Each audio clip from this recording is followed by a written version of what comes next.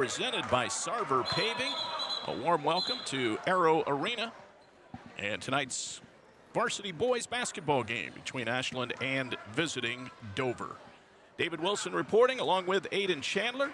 Our game tonight also brought to you by Headstrom Entertainment, having unplugged fun for over 100 years. It's a Friday night of varsity basketball. This is the Simonson Construction Countdown to Tip-Off show, all brought to you by Simonson Construction Services, serving Ashland and North Central Ohio for over 50 years. Big game on tap tonight in the OCC. It's the top two teams. Ashland a game out. Dover sitting on the top spot of the conference at 6-1 in OCC play. They're 8-5 overall. Ashland 6-5, 5-2 in the conference, tied for second with Mansfield Senior. They have a game tonight against New Philadelphia, which we'll talk more about in just a moment.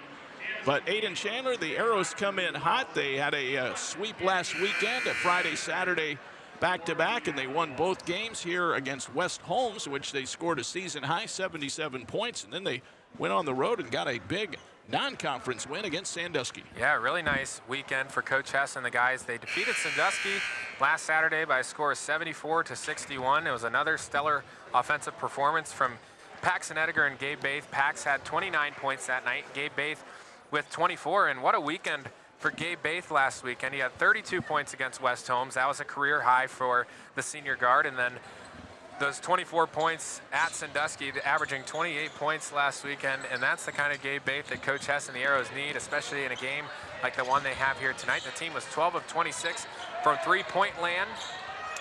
Gabe Baith, Paxton Edgar, Reed Emmons, Garrett Davis, the only scorers in that contest. Emmons chipped in 13, Davis chipped in 8.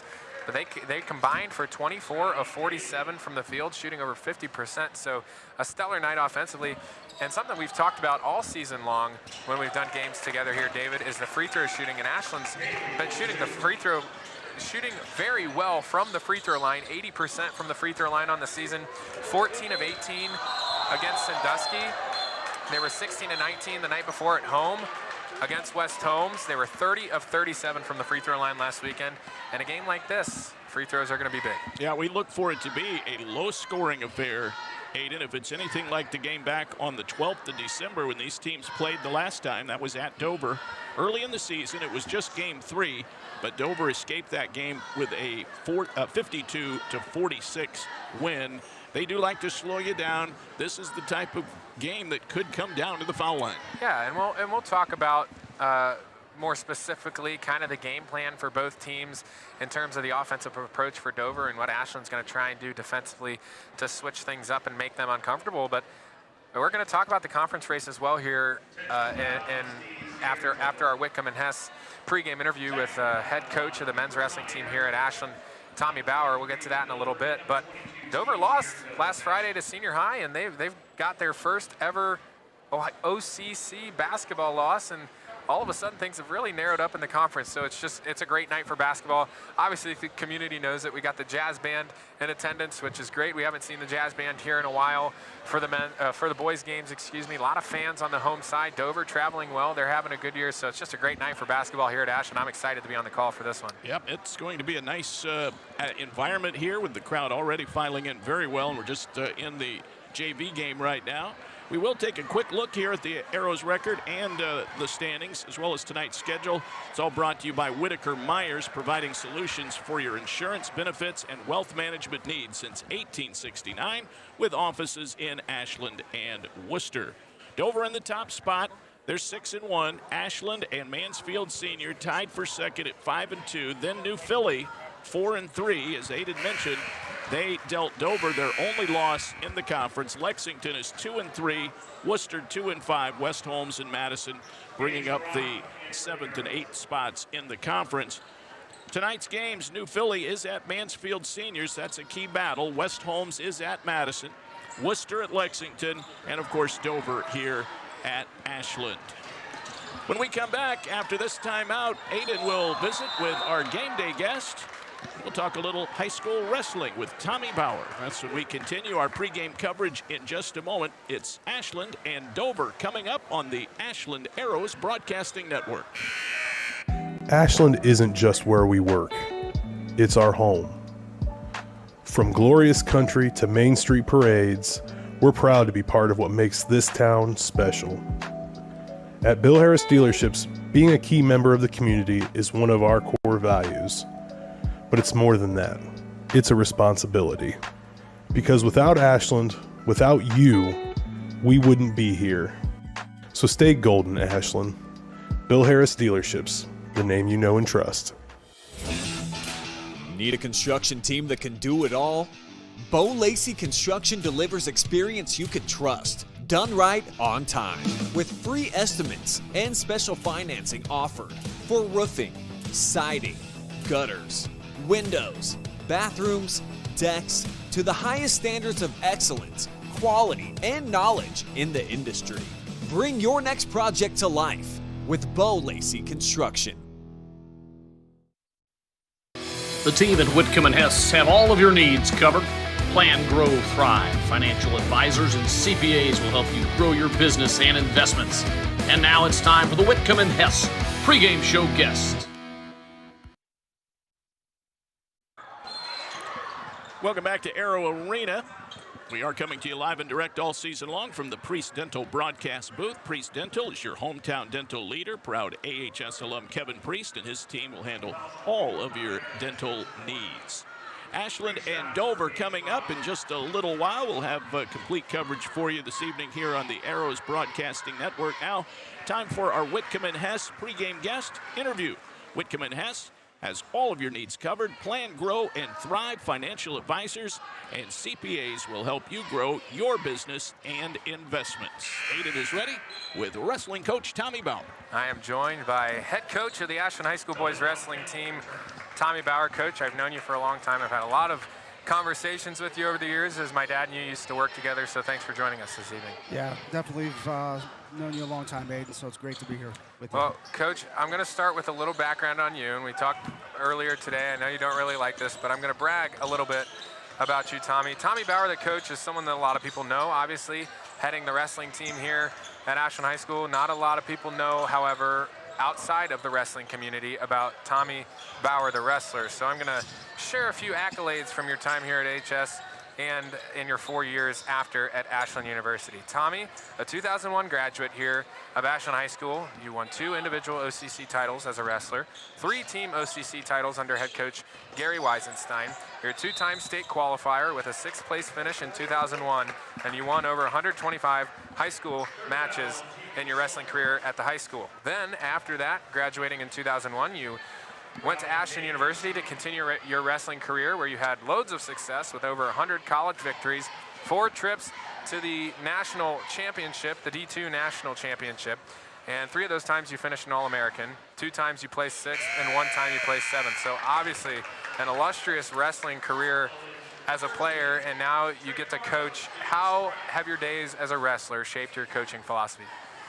Oh man, it's been a long road, but I think more than anything is I've always been a sponge, always been a learner in the sport, and the best thing that I can do for our guys is to help them in the areas that I never really shined in, which is a lot of the times outside the room, speed to recovery, nutrition, in the weight room the right way, and really being a 12-month wrestler. I mean, that's the big thing for the high-end guys, and just having a consistent program and training system. And obviously, as I mentioned, a graduate here of Ashland High School, what does it mean to you to coach at your alma mater? I think it means a lot. I mean, I came into the program in 1987 as a youth wrestler, and I've wrestled at every division, every level of this Ashland High School's program, and obviously at Ashland University. So I've done my entire career here. I've coached supplementally for a long time, coached at Clear Fork for a while, but it's really, really nice to head a program that I've been involved with for a long time. So it means the world. It's full circle. And I think that's one of the cool things about Superintendent Steve Paramore is he's hired a lot of people that have worn the orange and black, and that always means more for the coaches to be able to coach at a high school. Obviously, you're very passionate about Ashland and Ashland High School. Speaking of coaching, you've surrounded yourself with a staff that brings a tremendous amount of wrestling knowledge to the mat. Wade Miller, Brandon O'Neill, Sid Old, Jared Strine, guys that have had a ton of success as wrestlers as well. Now they're coaches. What's it like leading the Arrows with these guys? It's a breath of fresh air. I know that these guys are doing the right things. I mean, Wade Miller's probably the best developmental coach in North Central Ohio, across the board. It is proven track record all the way through. So, and then having guys like Brandon and guys I've coached and been on the mat with a long time, and obviously Sid watching his career and competing in college, and Jared as well. It's a great coaching staff. I mean, we got a lot of volunteers that come in. We got a lot of connections within the state of Ohio, best clubs, best college coaches that come in around our guys and talk to them. And, it's not all about me. It's all about the team. And we got a great coaching staff. Well, it's always great. I mean, you're such a selfless individual. You're always dishing out credit to everyone but yourself. You never like to take it, but we definitely notice what you've been able to do and what you changed here at the high school in your career so far as a head coach here, and we'll talk about that. We'll talk about the community, the wrestling community, as you alluded to there, but let's talk about the team. You returned a ton of talent from a season ago. All 4 state qualifiers are back, including Max Ohl, Mason Bauer, Guardian Miller, Buda Martin. 8 of your guys are ranked in the top 12 in the state. I'm going to read over these guys. Sophomore Tyson Mateo, 11th at 106. Junior Max Ohl, 8th at 120 pounds. Junior Isaac Wickham, 11th at 132. Junior Mason Bauer, 4th at 138. That name's familiar to you. Senior Nick Mangus, 10th at 144. Junior Guardian Miller, 5th at 150 pounds. And then Senior Talon Boyd, 11th at 165. And Senior Buda Martin, 7th in the heavyweight division. Yeah. What's it like going to war with not only these guys, but the rest of your squad, turning after turning? I mean, that's why it's exciting, because these guys work hard. These guys work year-round. These guys don't miss training opportunities, and they do a lot of the good things off the mat when we're not around, like I said, in the weight room, nutrition, all that stuff. So it makes it rewarding to come back and know these guys are doing the right things, setting the example for the program and obviously the youth. And then we got a lot of guys around them that get the opportunity to train with some of the best guys in the state, and 2 of the guys that are top in the country in their class. So we got a wide range of talent, and we try to lean into those guys that you just mentioned to lead, and we tailor our practice structures around them. So a lot of guys got to rise to their level, and they're going to get better for it. Again, we're joined by Wickham and Hess Game Day Guest of the Week, Ashland High School Boys Wrestling Head Coach Tommy Bauer. Coach, Ashland has a rich tradition in wrestling, 22 conference titles. You're in your 3rd season as a head coach, and you're in search of leading the team to its 3rd straight OCC title. So you're 2 for 2 so far. What's it going to take to get it done again in February? Remain healthy. Guys going out 14 weight classes, competing 1 match at a time, and it should take care of itself. I want to transition to talking about your son Mason. Obviously, I know you're a team first guy, but your son Mason has had an incredible career so far here. 5th place finish his freshman season in Division I, and then a 3rd place finish at state last year in Division I as a sophomore. I know he wants to win a state title. I know he's got the work ethic to do so. It's certainly possible, but as a father who coaches his son, what has that experience been like for you? At this level, it's sometimes tough, because I feel like sometimes I'm in his way to accomplish some goals, but he's stepped up. I got a front row seat to his success, and it's been nothing but fun. And the kid works hard. He's got a tall task to win a state title. He's got the number 2 recruit in the country in his weight class out of St. Ed's, so he's got a long way to go, but he's excited for the challenge, and it's been awesome. He works hard. Several guys have worked hard for a long time. And I know I've heard some rumblings of some recruiting stuff. We'll keep that obviously private, but pretty nice to know that your son's going to have a lot of success at the next level. You got a couple guys on your team that are going to do so. Yeah. Coach Bauer, how have you seen the culture change in your 3 years here at Ashland since starting in 2023? We've got a great, organization that's a 501c3, and the amount of help and support and people coming up, you can just see it in the numbers. That's how you grow a great program, is fundraising and lots of people helping. We see the numbers growing at high school, middle school, and youth, and obviously now girls. So just, the culture is just people, pouring into people and just wrestling opportunities. You alluded, you transitioned perfectly to my next question. You mentioned girls wrestling. When I introduced you, I had to make sure I said boys wrestling because, a while ago, you didn't have to specify that, but now we've seen the explosion of girls wrestling. It's a great thing. The girls wrestling team here at the high school is in their first official varsity season. How cool has it been to see the growth of this sport right here at Ashland High School? It's great. It's the fastest growing sport in the country, in high school, college, and Frankie Mateo and John Barnes as well as Jacob Herrera and several others are helping out really nicely with those programs. And just today, they announced Division III is going to have an NCAA division for girls wrestling. So there's Division I, and then there's going to be a separate division for 2027, 2028. So it's only going to get better. That's awesome. That's awesome, and it's really, really neat for the opportunity for a lot of the young girls here at the high school to try something new. And I know they had the club season a year ago, but now it's officially varsity sports, so it's very cool to see how the game's growing, obviously in all facets. You see it in the youth program here, with the JAWS program you guys have here in Ashland. And again, we'll talk about that in a little bit. But I know you're in the middle of wrestling season right now. You're in the thick of it. But when I read off a lot of those guys in their ranking, you heard a lot of sophomores, juniors. You got a young team. I mean, you've got some senior experience. Obviously, Buda Martin, a senior, returning. He was a state qualifier a season ago. But you'll lose some of that talent, obviously, after the season. How exciting, though, is it to know you've got a nice core coming back in a year? Yeah, it's a huge core coming back, and to fill in that, we got to partner with the football team and get some big boys, into our room. We lack a little bit right now in the heavyweights, and historically, over those years you mentioned at Ashland, we've never had that problem. We've always had really good upper weights. It's for whatever reason, a couple classes are a little light in the heavier weights, and hopefully, there's some 8th grades coming up next year that hopefully will fit in nicely. But yeah, that core will be solid, and hopefully we can add to it. Coach, everyone always says it takes a village, from the youth wrestling program here in Ashland to the parents, athletes, coaches, the fans of the Ashland High School wrestling program. How have all of these factors played a role in the success and the longevity of Ashland High School boys wrestling?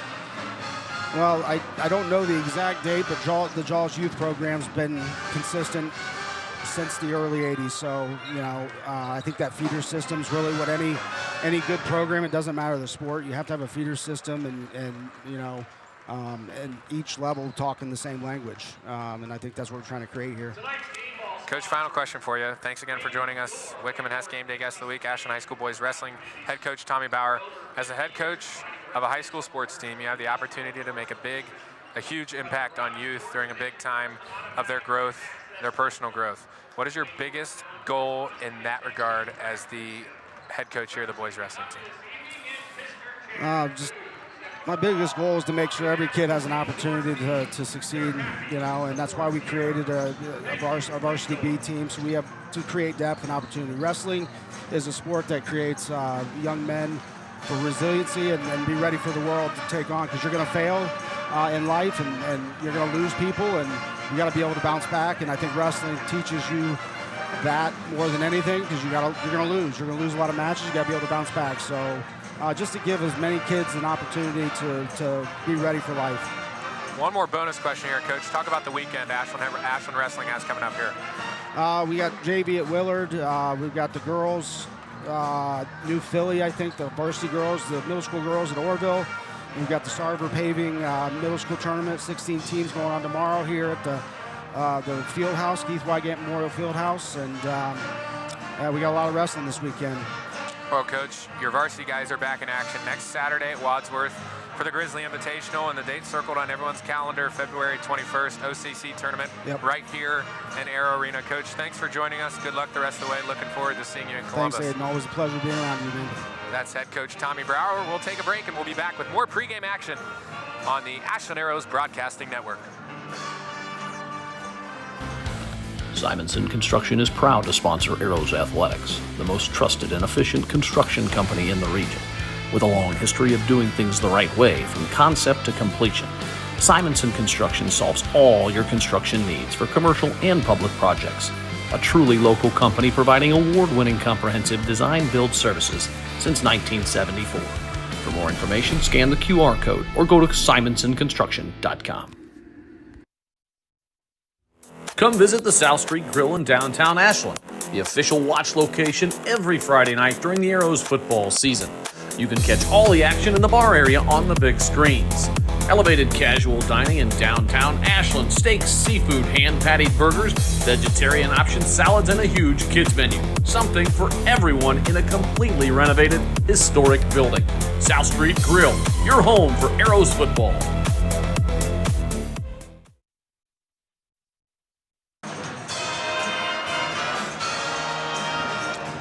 Welcome back to Arrow Arena, my friends.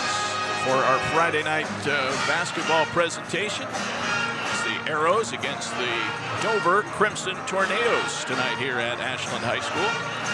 Just a reminder, fans, the official watch location for Arrows Athletics is the South Street Grill.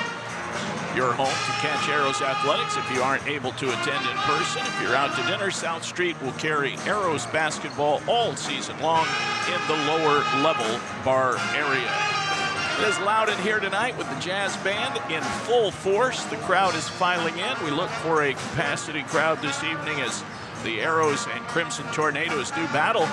It's a battle of the top two teams in the OCC. Dover 6-1. In conference play, they are 8-5 overall. Ashland 6-5 on the season, 5-2 in league play. Kind of going in different directions here, Aiden. Ashland pretty hot right now. The Crimson Tornadoes, they've lost 3 in a row, including a loss to Highland last Saturday, 36-30. And they've lost 4 of their last 5. So this is a team that is hitting sort of a mid-season low. Yeah, and a 2-0 weekend for the Arrows, as we talked about before that interview with Tommy Bauer, and an 0-2 weekend for Dover a weekend ago, including their first loss in the conference against Mansfield Seniors. So Ashland trending in the right direction. Dover's trying to hang on here. They're trying to hold on to the top spot by themselves in the OCC, but a lot on the line here in this OCC matchup. I know Mansfield Seniors pulling for the Arrows. I know every team in the OCC is pulling for the Arrows to try and close up this OCC conference race. Speaking of OCC conference race, we have the OCC commissioner in attendance tonight. Ron DeSecker is here to watch this game between the two top teams in the OCC. Great to have him here in attendance. You go back to that game against Highland for Dover, saw a little bit of that game on YouTube, Aiden. We were talking in our opening segment about how this will likely be sort of a slower paced, lower scoring game. That was a 36-30 final. Dover scored just 6 points in the first half of that game. The score at halftime was 11-6, if you can believe it. They were down by 5 at halftime, but had only scored 6 points. They came alive and scored 19 of their 30 in the fourth quarter, but their comeback fell short and they lost by 6. But that was just a defensive battle, to say the least. Yeah, and I'll talk about it in the Ashland Eye Care keys to the game tonight. But Dover does a really good job on offense of slowing it down, running through their sets. Everyone on their team knows their role. They don't take very many bad shots, but if they're unable to knock down their shots and capitalize on their possessions, it's going to be a low-scoring game, as we saw in that Highland game. They are a Division III classification. They're coached by Matt Von Kennel, who is in his second year, but he's been around Dover basketball his whole life, was a assistant coach for 22 years for his legendary father, Bob Von Kennel, who won 599 games as the coach at Dover and 741 games overall in his coaching career. He's here tonight broadcasting, and so he's 5th all-time in OHSAA coaching wins. That's some high honors, but needed just one more for 600. I don't know what the backstory is there, but he retired, and now he's broadcasting Dover basketball games. Of course, Jason Hess, the head coach of the Arrows, in his 11th year, and he has this team playing very well. But an interesting coaching matchup, to say the least. Great to have Matt Von Kennel down on the sideline. What a pedigree. Yeah, for sure. I mean, like you said, grew up in the program. He's been here his whole life at Dover.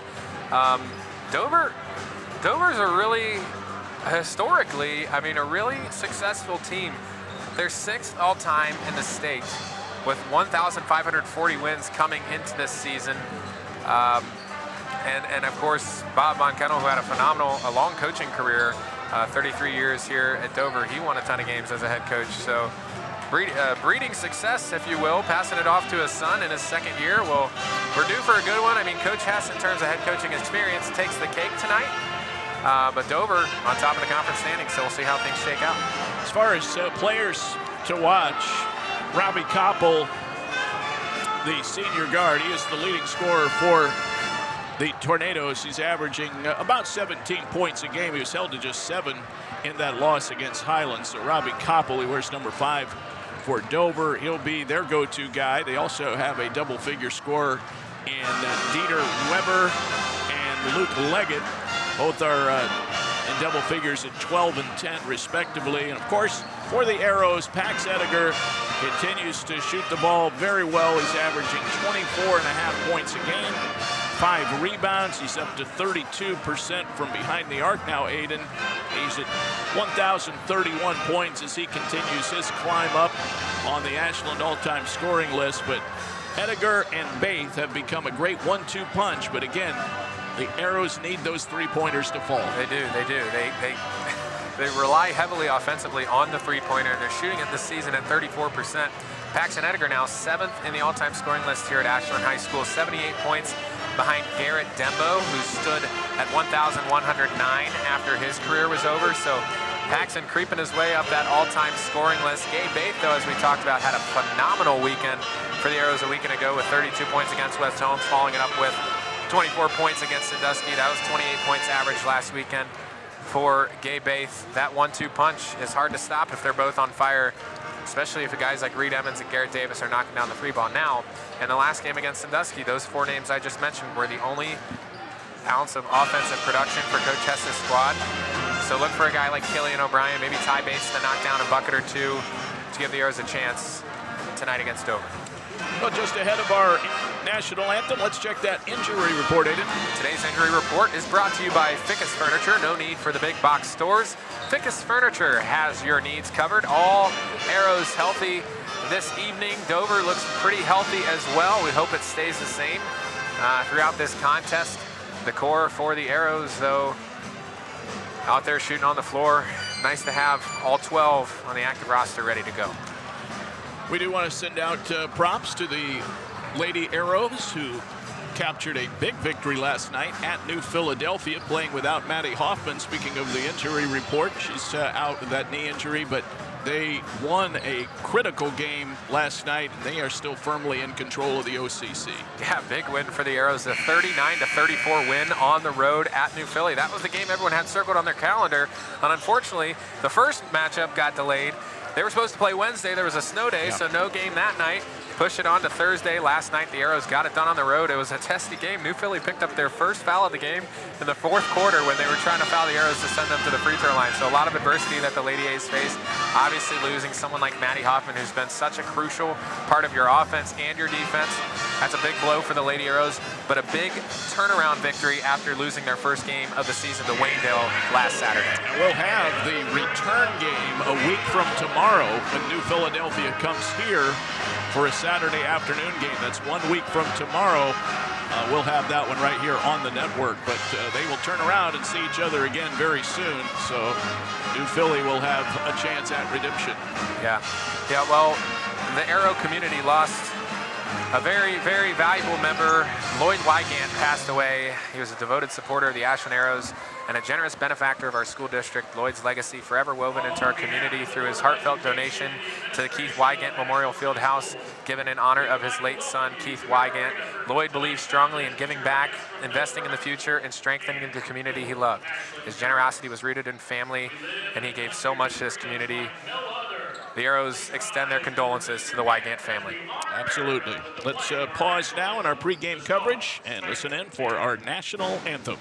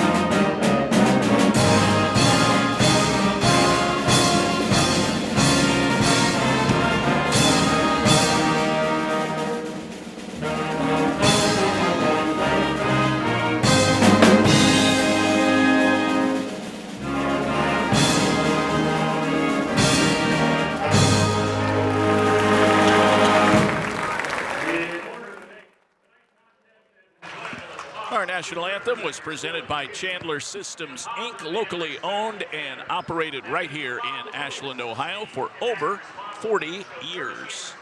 Let's take a look at those starting lineups. They are brought to you by Truly Inspired Paper Company for all of your paper needs, from wedding invitations to business cards and everything in between. Truly Inspired Paper Company in Ashland and Loudonville. For the Crimson Tornadoes, Dieter Weber will start at a guard. He's a sophomore, 6'2", 170, averages 12 a game. Luke Leggett, 6 feet tall, 160. He's a junior, will start in the backcourt. He also is a 10-point scorer. Dante Clark will start in the backcourt, 5'10", 160, and a sophomore. Gavin Van Horn gets the start at guard as well, 6'1", 175, just a sophomore. And Cam Nauer, 6'1", 210, a senior, will start in the post. Nauer averaging just 3 points, 2 rebounds. Robbie Koppel not in the starting lineup, although he was out during warmups, appeared to be fine, but it's like he will come off the bench tonight. Weber, Leggett, Clark, Van Horn, and Nauer are the 5 starters for Dover. For Jason Hess and the Ashland Arrows, Gunnar Lacey will start at a guard spot, 5'11", and a senior. Gabe Baith, 5'8", a senior.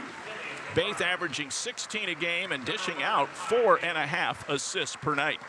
Reed Emmons, the shooting forward, 6'3", he's a senior, averaging 9 a game.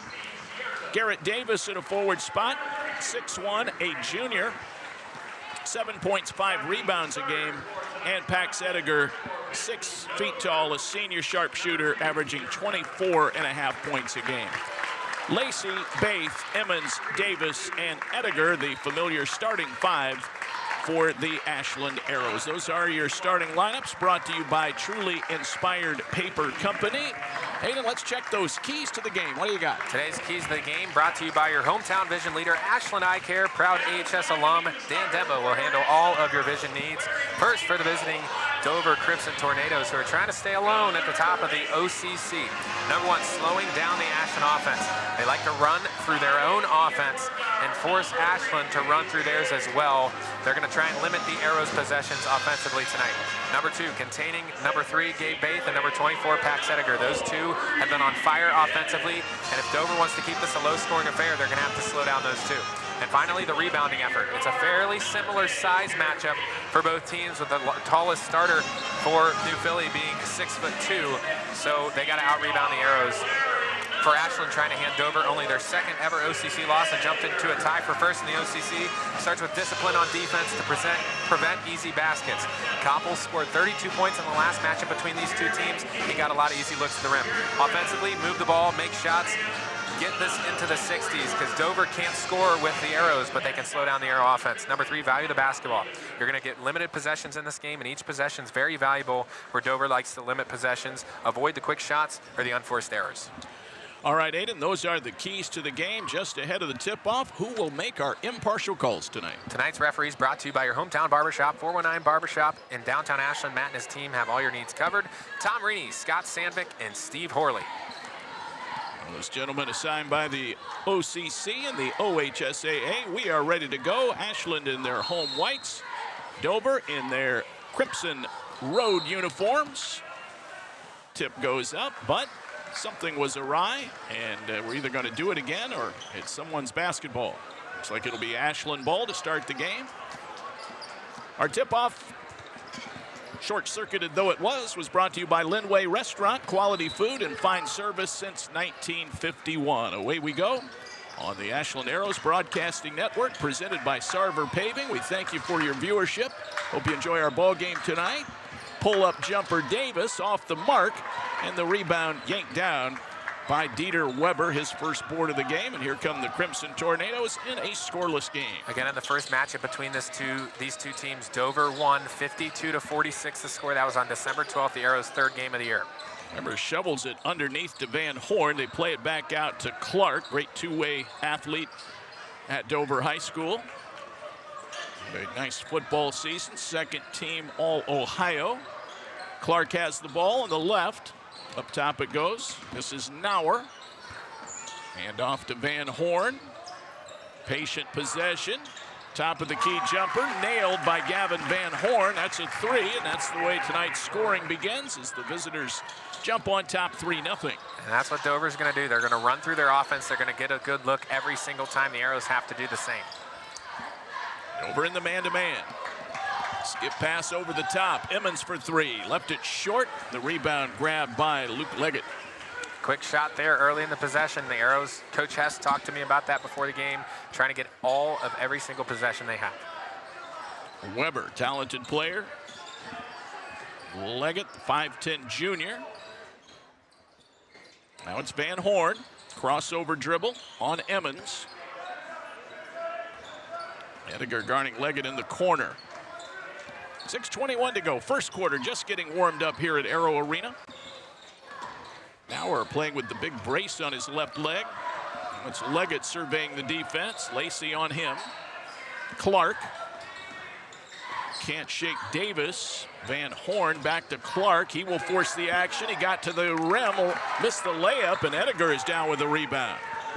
Still 3-0 Dover. Baith works through traffic and then turns it over as his pass was deflected and picked up by the Tornadoes. See how slowly Dover even brings the ball up the floor. They like to run through their offense. They got a good look at the last possession.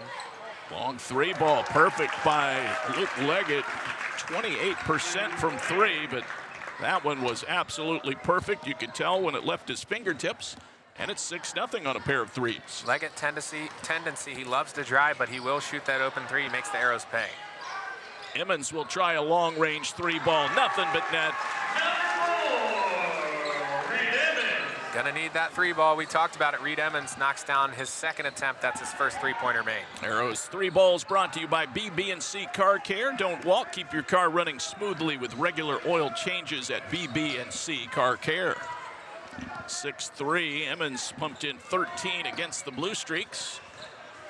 This is the first of a back-to-back again for the Arrows. They play at Massillon tomorrow night. Yeah, that'll be a tough one for the Arrows, just trying to get out of here with a big-time conference victory before thinking about the Tigers. Hand off to Weber. They just had a shootout with Mansfield Senior a few nights ago. Yeah, both teams up near 90 in that game. Massillon 8-1. Long 3 ball by Weber, no good. And the rebound to Emmons. Just need good offensive possessions. Got to run through your sets, because that's what Dover's going to make you do. Emmons thought about the NBA 3. Now Davis high on the right. First quarter action. Davis, late decision to try to bounce that to Emmons. It's knocked out of bounds. We'll get our first Suds substitutions. Ty Bates and Killian O'Brien in for the Arrows. And our first look at Robbie Koppel, the leading scorer for Dover. East District first team player a year ago. He's on the court. Not sure why Coach Von Kennel didn't start him, but maybe there's some chess he's trying to play this evening. He had 32 points against the Arrows. Emmons short from the top of the key.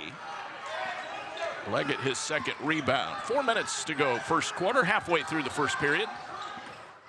6-3 Dover. Arrows defensively doing a good job here early on of not allowing easy shots for Dover. They're playing very disciplined on the defensive end. Just a few 3s knocked down by Dover here early on. Bauer hands it off to Koppel. There goes the 3. Left it short. That one's going out of bounds.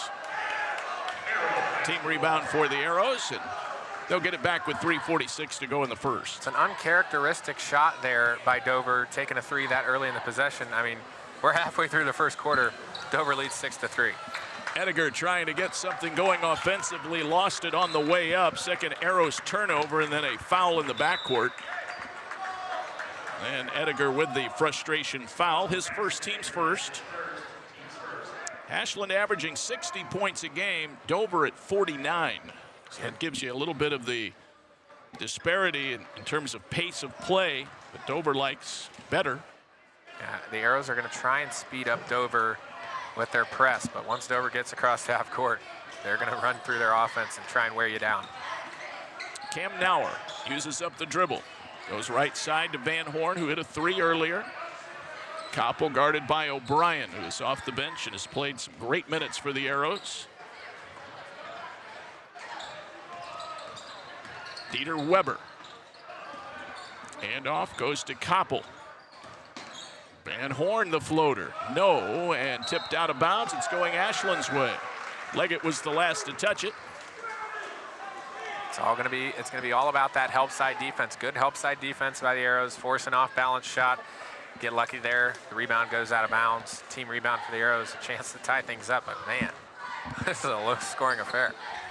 Less than 3 to go, first quarter. Jazz band coming up at halftime. Emmons in trouble, finds Baith. He drives into the lane. The kick out for an Ediger three. Bangs it in there from the left. Baith the assist. Paxton Ediger was 5 of 9 for 3 in their last game against Sandusky. Gabe Baith was 4 of 5 from three-point range as well. Got to get the 3-ball going. Got to shoot Dover out of the gym. 6-6 tie now as Ashland showed a little full court pressure. Pull-up jumper, mid-range, no. Baith grabs the rebound. Here come the Arrows now with a chance to take the lead. Got to take advantage here in transition too. When Dover's going to shoot it that early in the possession, got to do something in transition offense. Baith will pull up for an NBA three. Splash! Nothing but net for Baith. Gabe Baith's got that confidence back, folks. Gabe Baith has entered the scoring tonight with a deep three here in Arrow Arena. 3 3-pointers, the only source of offense for the Arrows. Actually, 5 3-pointers in the game. 9-6. Weber forces it up. Not there. O'Brien fouled as he grabbed the rebound. So an on-the-back foul against Weber following his own shot.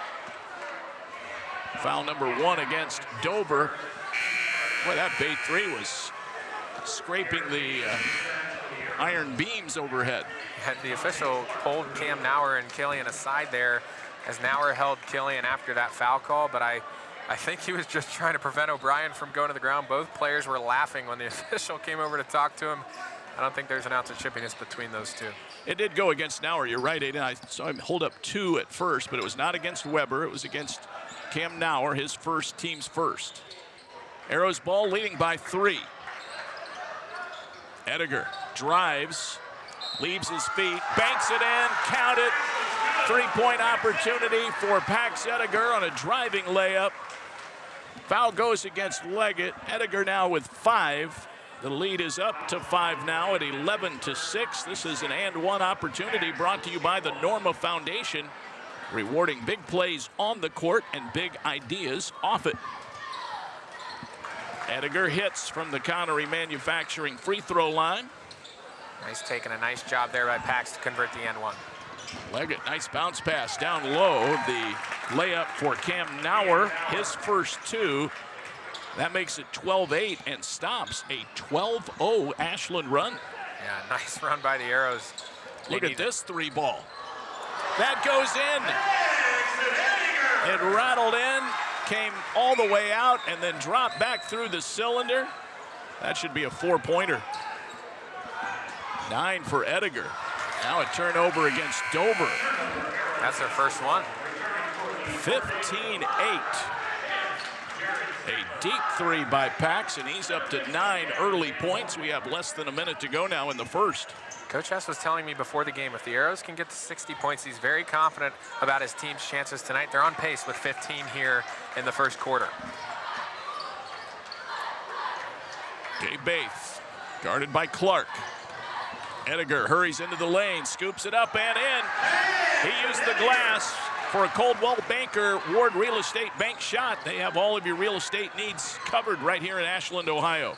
This first half feels like it's going to be Paxton Ediger's half. Everything he's throwing up is going in. Wow. Baith on a reach-in, 17-8. Ashland up by 9, their largest lead. Ediger has gone off for 11. And he'll get a quick breather as we have another Sid substitution. Reed Emmons back into the game. Gabe Baith thought he got the ball there when the Dover offensive player drove by. Ref whistles him for a foul, only his first. Quick take by Koppel, and the rebound yanked down by Davis. That's such an out-of-system shot for Dover. Right off the inbounds play, they huck a 3, but I really thought they would go for the last shot there. Yeah, the Arrows will take it. Now they got a chance to take the last shot, a chance to grow this lead to 12, making a statement here in this first quarter. Arrows scattered to all 4 corners, and Baith will take it right down into traffic. O'Brien tried a scoop shot, got fouled. He goes to the line for 2. We're going to see it again here. Look at the effort here by Killian coming off the backside. Gabe goes up for a layup. Killian grabs it, puts it up for two. Can't get it to go, but he heads to the Connery Manufacturing free throw line. They got Jaron Statler, who had just come in. That's his first, team second. O'Brien misses the shot. One more shot coming at the Connery Manufacturing free throw line, brought to you by Connery, your wastewater equipment leader, locally owned for over 40 years. He hits to make it a 10-point lead, and that'll do it for the first quarter. After falling behind 6-0, the Arrows go on a massive run, and they lead it 18-8 after one quarter. We'll get second quarter play-by-play going when we come right back in a flash on the Ashland Arrows Broadcasting Network, presented by Sarver Paving. Welcome to the Ashland Arrows Broadcasting Network, presented by Sarver Paving. Your presentation will begin shortly. Welcome to the Ashland Arrows Broadcasting Network, presented by Sarver Paving. Your presentation will begin shortly. Welcome to the Ashland Arrows Broadcasting Network, presented by Sarver Paving. Ashland isn't just where we work, it's our home. From glorious country to Main Street parades, we're proud to be part of what makes this town special. At Bill Harris Dealerships, being a key member of the community is one of our core values. But it's more than that. It's a responsibility. Because without Ashland, without you, we wouldn't be here. So stay golden, Ashland. Bill Harris Dealerships, the name you know and trust. Our first half action brought to you by Comfort Control, providing the best comfort for residential and commercial customers for more than 40 years. Welcome back. We go to the second quarter here. Ashland up 18-8 in this critical OCC battle. Dover in first, Ashland tied for second. It is Dover ball on the restart. Cam Nauer puts it over to Gavin Van Horn. Luke Leggett with the ball now as they spread it out. Ashland in the man-to-man.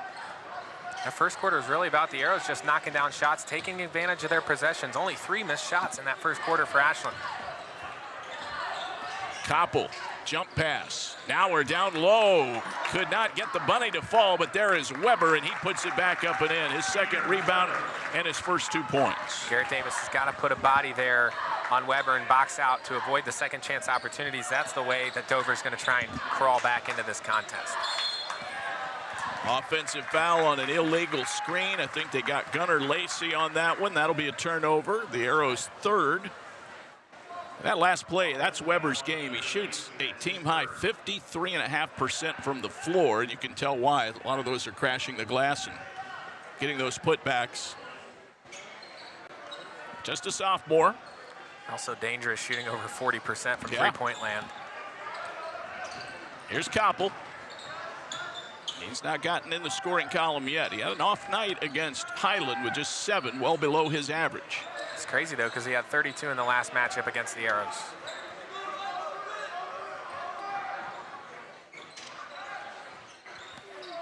Now we're top of the key against Davis. This is Koppel, shut off by Ediger, forces him into a bad pass and throws it away. That's the second turnover for Dover here in this first half. They only had 1 turnover in the first quarter. So both teams doing a pretty good job of taking care of the basketball. Obviously, when Dover's going to slow you up, it's hard to get steals and stuff and get in the passing lane because you're constantly moving on defense. Arrows by 8 right now. 18-10. Ediger, that ball was coming in hot, and he could not flag it down. Nauer was there defensively, and that turns it back over to the Tornadoes. That goes back to the Ashland Eye Care keys to the game. The Arrows have to value the basketball and avoid those unforced errors. There was one right there leading to the Arrows' 4th turnover here early in the second quarter. Dover busts the zone press. The Arrows drop back in the man-to-man. 6:18 to go. We're in the second quarter here on our Friday night presentation of Arrows basketball. Pass over the top to Koppel. He leans in, puts it up and missed it, and got his own miss. Second effort, no, and Emmons grabs the rebound. Reed Emmons up to 3 rebounds. Arrows trying to go quick here in transition. Gabe Baith swings it left. Ediger a 3. A little short that time. Weber comes down with the board. Holding steady at 18-10 here at Arrow Arena. First place up for grabs. There's Ediger. Steps in the passing lane, gets the steal, takes it to the glass, missed the shot. Garrett Davis following the play, gets the board. Gabe Baith to Davis for a corner 3. Not there, tipped away, and we'll get an on-the-back foul against someone. Coach Hess is furious right now. In the transition, the Dover player, the Dover defender, went up and smacked the backboard. He wanted basket interference or goaltending. Well, these refs didn't call it. I've never seen Coach Hess this frustrated. Well, it goes against Gunnar Lacey. His second. He will come out. Ty Bates comes in. One of the officials just signaled to Jason, I didn't see it. Yeah, that's just an unfortunate turn of events, because we'll see if that turns into a big-time momentum shift in this game, but that could have put the Arrows up by double digits. A lot of people furious with that call. It's just a missed one. It happens every once in a while, though. Here comes the press again. Weber goes across to Clark. Wasn't the prettiest, but they beat it. Yeah, the refs saved that one from going out of bounds. Jason Hess is furious on the sideline. Now O'Brien with some aggressive defense at half court. He gets called on a foul. That'll be his first. Team foul number 3 this quarter. 5:08 on the clock. Second quarter action. Arrows got down 6-0, then went on a 12-0 run. Ediger with 11 points, all in the first quarter. Arrows yet to score here in the second quarter. We're 3 minutes past. Dante Clark, top of the key. Weber drives to the hoop, lays it up and in. He has 4 points. It's too easy. Too easy. A wide open look at the rim. Ediger in a hurry as he tried to come out of the corner, got held up. Trail official making that call against Luke Leggett. Number 2 there for Leggett. Koppel and Statler come in. Leggett's a big part of this Dover offense, averaging double figures for Coach Von Kennel. He scored 4 against Highland. He's also a good foul shooter. Dover 8-5, step back 3. Ediger too strong, and the run out for Clark, who came up with his first rebound. Nice dish, and Koppel with the finish. Give Clark the assist. Koppel with his first 2, and it's 18-14. 6-0 run for Dover. And just like that, Dover turning things around, holding Arrows scoreless here in the second quarter as we approach the halfway mark. Don't forget, Dover has lost 3 in a row. They're hungry. And Baith gets fouled as they collapsed around him defensively. Arrows are showing a willingness to attack the basket. That's going to be Leggett's 3rd foul. Wow. Yeah, he's looking at the scoreboard in disbelief right now, unaware that he just picked up his 3rd, but he's going to have to sit for a good portion here of the second quarter. I mean, only 3 players averaging double figures. The next closest player, Gavin Van Horn, averaging 3.5 points for Dover. Well, right now, Leggett is still on the court. Matt Von Kennel took Weber out of the game, and I think he was lobbying that the foul should go against someone else. And now they're going to get Gavin Van Horn in the game, and Leggett still can't believe it.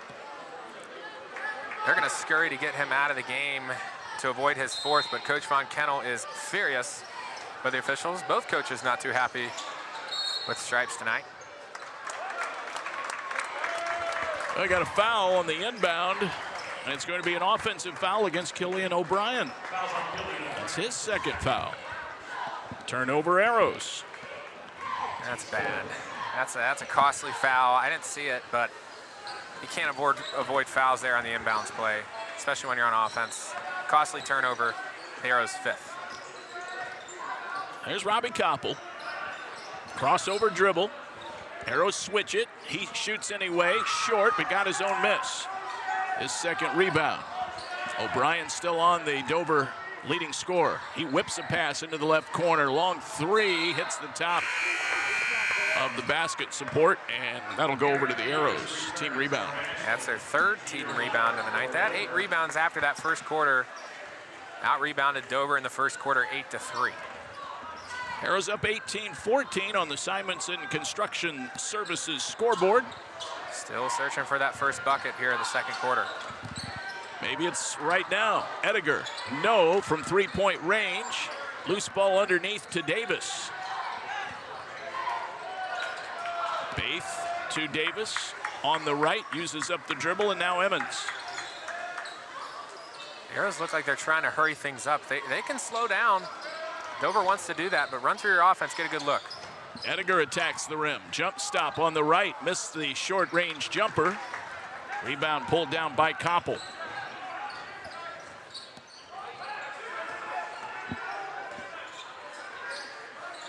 Dante Clark resets the offense at the top of the key. We're under 3 to go before halftime. Jazz band coming up. 3-ball, Koppel makes it a 1-point game. He has 5. Now Dover on the 9-0 run, and they're pitching a shutout in the second quarter. Ediger had it stripped away, and a reach-in foul will go against Koppel. Dover coaching staff unhappy with the call. Van Kennel, a Dover alum, graduated in '97, played basketball there for his father.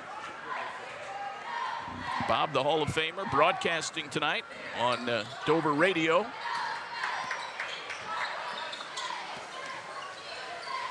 This is Davis now. And he gets bumped. They are starting to call this one really tight. This will go against Gavin Van Horn. Well, the more and more someone complains as a coach to the officials about fouls, sometimes it helps you out, but you're going to only make the officials more mad, and they're going to be more prone to call little stuff. Here's Ediger. Both teams at 4 fouls now in the second quarter. Gabe Baith crosses over, gives it to Davis. He gets into the paint, fades, shoots, and nails it. Nice basket there by Garrett Davis, halting the run, the immense 9-0 run. There's a steal. Long pass up court. Baith the layup. 5 for him. 4 quick points, 22-17. That's what the Arrows got to do. Cause those turnovers, run in transition. That's where they score a lot of their points. Dieter Weber pulls up, right corner 3. Long rebound to Emmons. Really great effort there by Reed Emmons to find a body, box out, and give the Arrows a chance on offense. Baith the assist, give Davis the finish. Great offload there by Gabe Baith. It's 24-17. The Arrows push the lead back up to 7, just over a minute to go. All of a sudden, momentum starting to side with the Arrows. Koppel gets fouled. He's going to go to the line for 2. We'll see it again here as he split the defense and went right down the middle. The Arrows thought they got all ball there, but I think it goes against Reed Emmons, his first, team 5th, and the shot good by Koppel, who now has half a dozen. 24-18. Got ourselves a good ball game tonight. All of our replays brought to you by Sarver Paving, serving North Central Ohio for over 50 years. Koppel good on both. He has 7. It's a 5-point game. Arrows up. Rowdy Daly back into the game for Coach Von Kennel.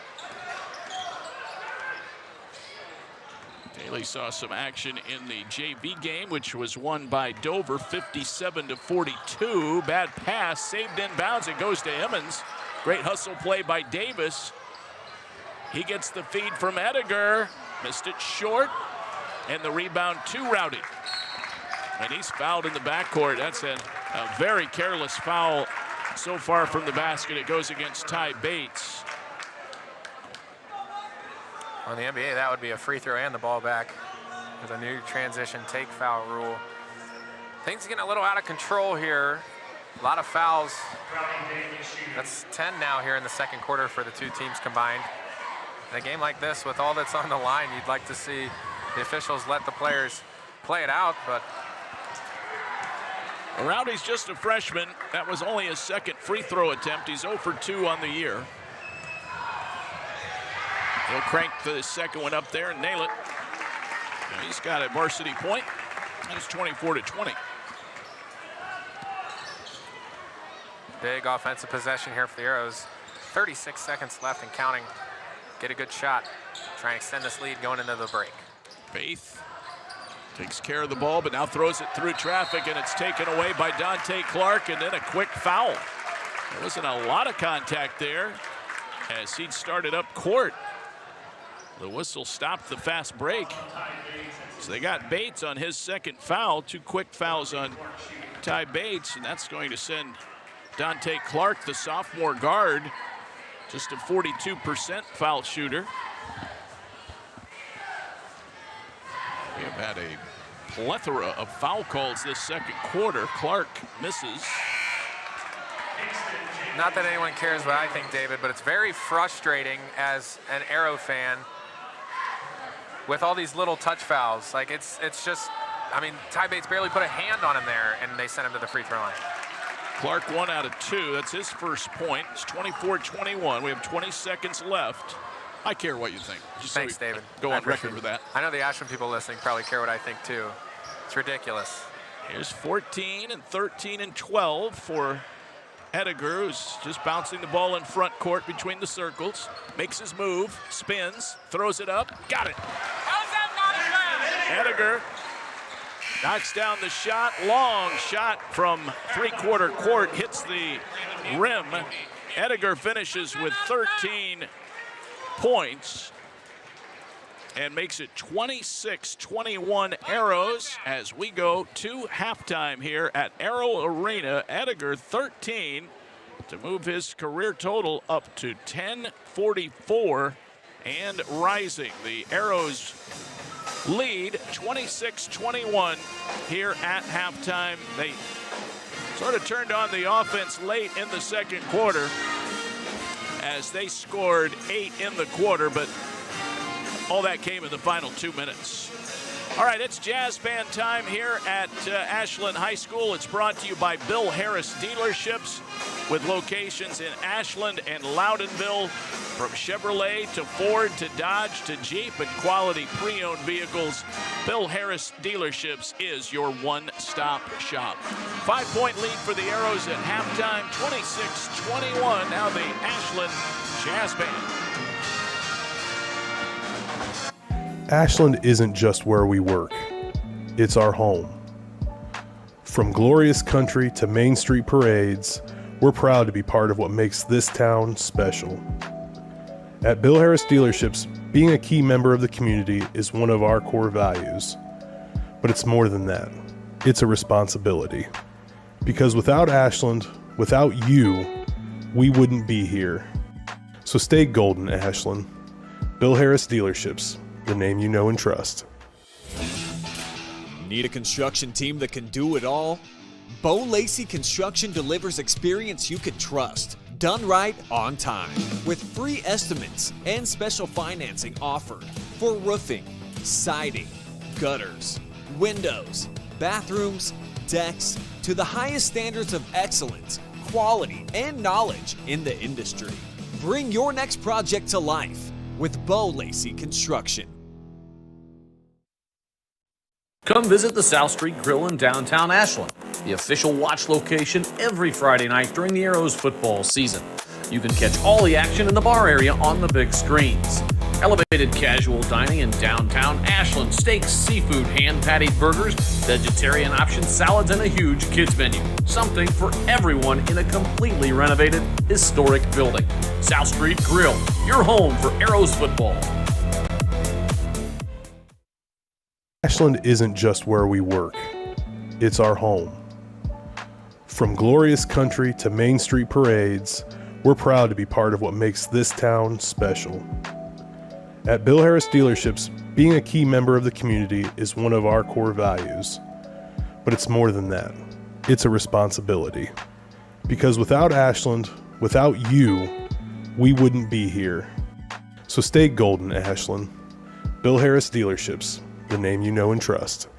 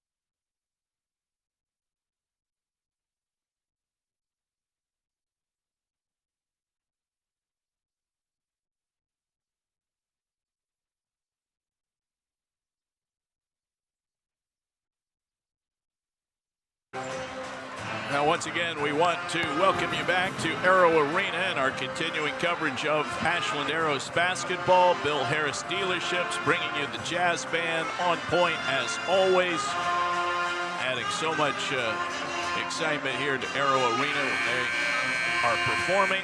We are ready for third quarter action. Arrows leading this game 26-21. Some numbers of interest, Aiden.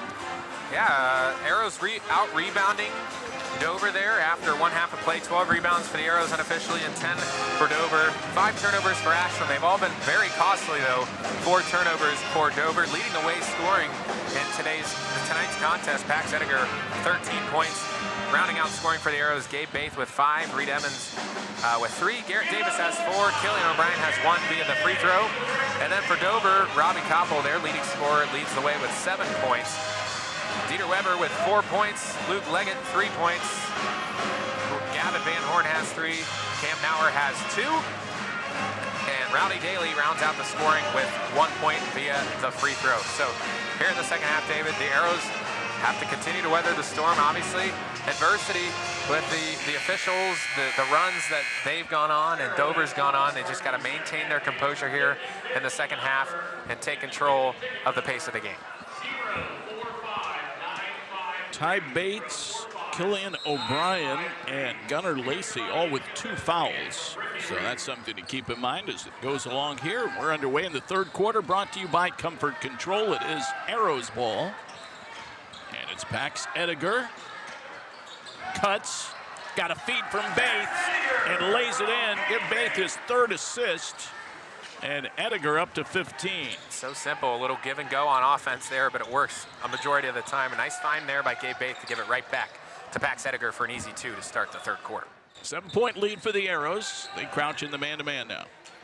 Gavin Van Horn, top of the key. This is Leggett. Long off the flange on his 3. Weber the putback, no.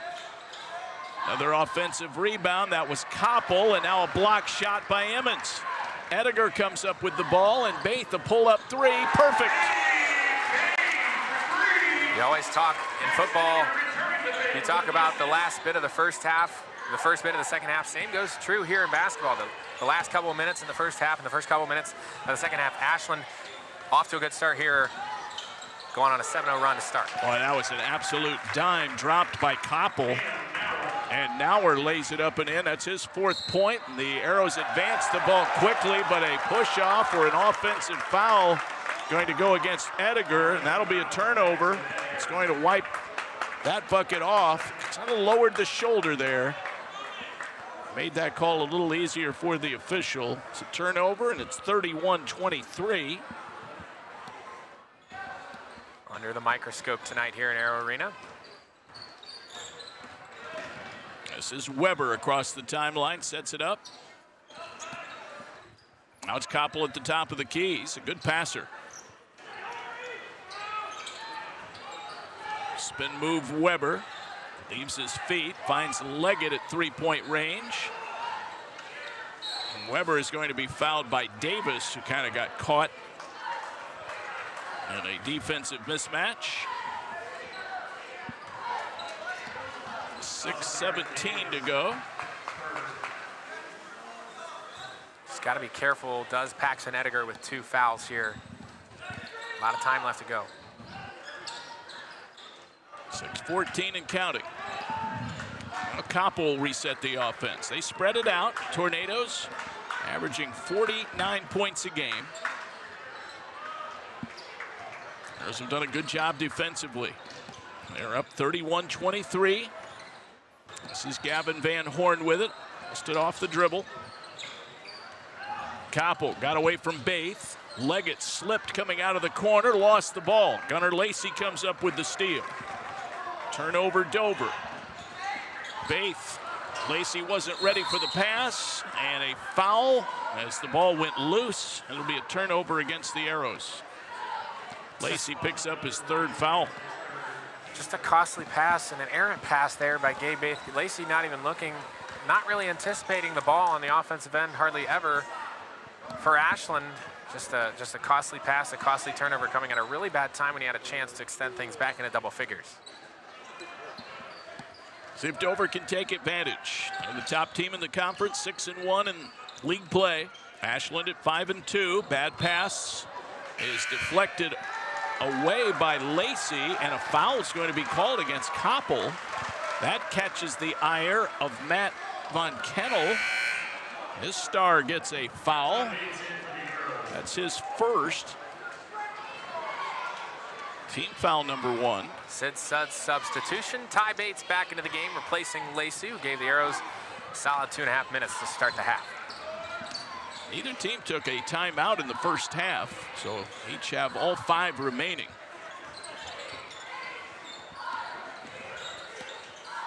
Bates out to Davis. Garrett to the rim. Laid it up, it won't go. And a blocking foul called. 2 shots are coming up for Garrett Davis. Somewhat of a late whistle there. The foul goes against Cam Nauer. That's my least favorite foul call in basketball, David. Regardless of whose side it's called on, when the official waits for the result of the shot before blowing their whistle, that was the result there. Nonetheless, it sends Garrett Davis to the free throw line, Connery Manufacturing free throw line. He's had a stellar time there so far this season. First shot is up and good. He is excellent, better than 90%. 5 for him in the game. It's 32-23. He'll try and make it a 10-point lead again. And he does. Davis with 6. 33-23. Aiden, I'm going to go ahead and call that transition 3 by Gabe Baith, our big shot of the game, brought to you by Big Land Home Improvement and Property Maintenance. Here's Weber to Leggett. Koppel down the lane is going to get fouled. That'll be on the floor. And the foul goes against Garrett Davis. Big Land Home Improvement and Property Maintenance, located right here in Ashland. Check them out for all of your home improvement and property management needs. Things start to get a little dangerous. Blocked by Emmons and out of bounds. That's his second block of the night for Reed. But this is where things start to get a little dangerous for both squads, especially as fouls start to mount. Dover runs a 7-man rotation. Ashland runs a 7 to 8-man rotation, so not many options on the bench. Jason Hess trying to get his Arrows configured defensively, and it didn't work. They got Weber loose, and he lays it up and in. Give Koppel the assist. Nice find there by Koppel, and a better job by Weber to get free from Edgar there and get 2. 33-25, 8-point Arrows lead. Edgar on the right. Trying to get away from Van Horn. Hands it off to Davis. Quick pass. Emmons got it. 3-pointer. Reed Emmons. BB&C Car Care 3. Big time 3-pointer there by the senior. He's knocked down a lot of big ones so far this season. Another big one. Leggett misses inside. Got fouled. He'll go to the line. 36-25. After the Reed Emmons 3. They'll get Davis on the foul. It's his 3rd. And Luke Leggett to the line. And Garrett Davis, such a good on-ball defender for Coach Hess and the squad. Got to be careful. Can't pick up his 4th. Maybe Coach looks like Ty Bates ready to sub in, might replace Davis. Leggett misses the first. 4 new players in the game. Statler and Clark back in for Dover. Bates in for Ashland on the Sid Suds substitution. It's notable to mention that's the 5th team foul on the Arrows, so Dover to the free throw line the rest of the way. Yeah. If they're going to miss both, though, we won't complain. Rebound came down to, I think that was to O'Brien. Yep. Baith in the lane, high arcing jumper, no, and Clark grabs the board. Shot was altered. 11-point lead for the Arrows. Another nice cut by Weber. He lays it in and gets fouled. 3-point opportunity, as we'll see it again right here. Pick and roll. Run that to perfection. That's such a weak foul call. Gabe Baith just jumping straight up with Weber. Nonetheless, they've been calling it all night. Got to adjust. Weber misses the foul shots. They've gone cold at the line, 36-27. Weber now with 8 points. He's a good player. Baith down the lane, kicks it out to Bates. Edgar. Back to Gabe for a long 3, hits the rim. Weak side rebound, O'Brien. And a whistle and a foul. This game is very disjointed right now. Not a lot of flow. Leggett's going to pick up the foul there. He'll come out, and Van Horn comes in. That's Luke Leggett's 4th foul. And that's a moment to remember right there, folks. Luke Leggett averaging 10 points a game. I've already said it tonight, but one of 3 players averaging in double figures for this Dover team who only scores 49 points on average per night. Now we've got a foul. That's going to go against Ashland. And it's a turnover. Hey, Jason Hess uses a timeout. I think there's just incredible frustration right now on both sides. And again, that's not a knock on the officials. They're calling the fouls that they see out there. So that's, I didn't pick up who they called that foul on. I believe it was on Killian. So, Brian, I would have that for 3. Yep. Did not get that on the board yet. Well over the limit. The Arrows are well over 5. 3:29 left to go in the 3rd quarter. So that was Jason Hess's first timeout. Matt Von Kennel has all of his remaining. And the Arrows are up by 9 points. But the coaches and the players are very frustrated here. Just sort of a disjointed game right now. Not a lot of flow. I think that was a wise timeout, though, there by Jason Hess. A couple fouls called on you guys back-to-back. A foul leading to a turnover there. Just have your guys reset there in the huddle and slow things down mentally. Get back into this game in terms of your mental mindset. They're moving the ball quickly here. Weber had it stolen away by O'Brien. Turnover, Dover. The Arrows have the ball, a chance to push it back to double figures. First place on the line in the conference with this battle tonight between the Crimson Tornadoes and the Ashland Arrows. Here's Ediger going into a crowd. They'll kick it back out to Bates, Jenkins, and around the perimeter it goes. Ediger forces it up, misses it, drew the foul. He'll go to the line. That foul will go against Jaron Statler. His 2nd foul. Ediger to the Connery Manufacturing free throw line. He has 15 points. Boys basketball sponsors are the boys basketball boosters. I thank a number of folks for helping out with the program. As Ediger hits the first, I'd like to thank Wayne Dorr. They were the game ball sponsor this evening. Barter & Sons Underground Utility and Excavating. And Anytime Store and Lock, season sponsors for Arrows basketball. 2 out of 2 for Pax. He has 17. It's 38-27. They match their largest lead of 11. It doesn't feel like it should be this high of a lead for the Arrows with all the adversity they faced tonight. But they're doing a good job of staying composed. In a zone right now. They try to bust it, but it doesn't work. Bates grabs the rebound, and a foul in the backcourt goes against Dover. 3rd foul against Jaron Statler. The Booster Club wants to thank Applebee's and Rockin' Our Meats. Applebee's, of course, sponsors our player of the game. Give that away afterward. Linway Restaurant hosted last night's team dinner. So we thank those great folks over there, as well as Goldberry Roasting and Home Depot. All big sponsors of the Arrows. Bates has a chance to go to the line and knocks down his first free throw of the season. First time to the Connery Manufacturing free throw line for senior Ty Bates. Knocks down the first one. Try and put another one on the board, but he will settle for 1 out of 2.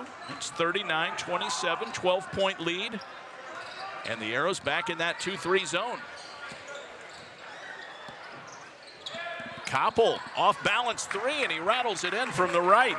Really didn't have his feet set, but he put that one right on target, and he has 10 points. Here's Jenkins knocking down a 3-ball on the right. Nothing but net for Jenkins. Kingston Jenkins averaging 1 point a night. Doesn't get very much time in varsity games. Only when you have games like this where there's a lot of fouls called. Knocks down a big-time 3-pointer for Coach Hess's squad to answer the 3 by Koppel. Skip pass, Koppel tries it again, too strong this time. Ediger has the board and an immediate foul call, and boy, that time, there's not a whole lot you can do. all the players jumped, and there was just a little bit of contact as Ediger grabbed the rebound. I think the Tornadoes would have just conceded and ran down the floor to play defense, but the quick whistle stops play again, and Ediger goes to the line. Both teams are over the limit. Yeah, I agree. Somewhat laughable, but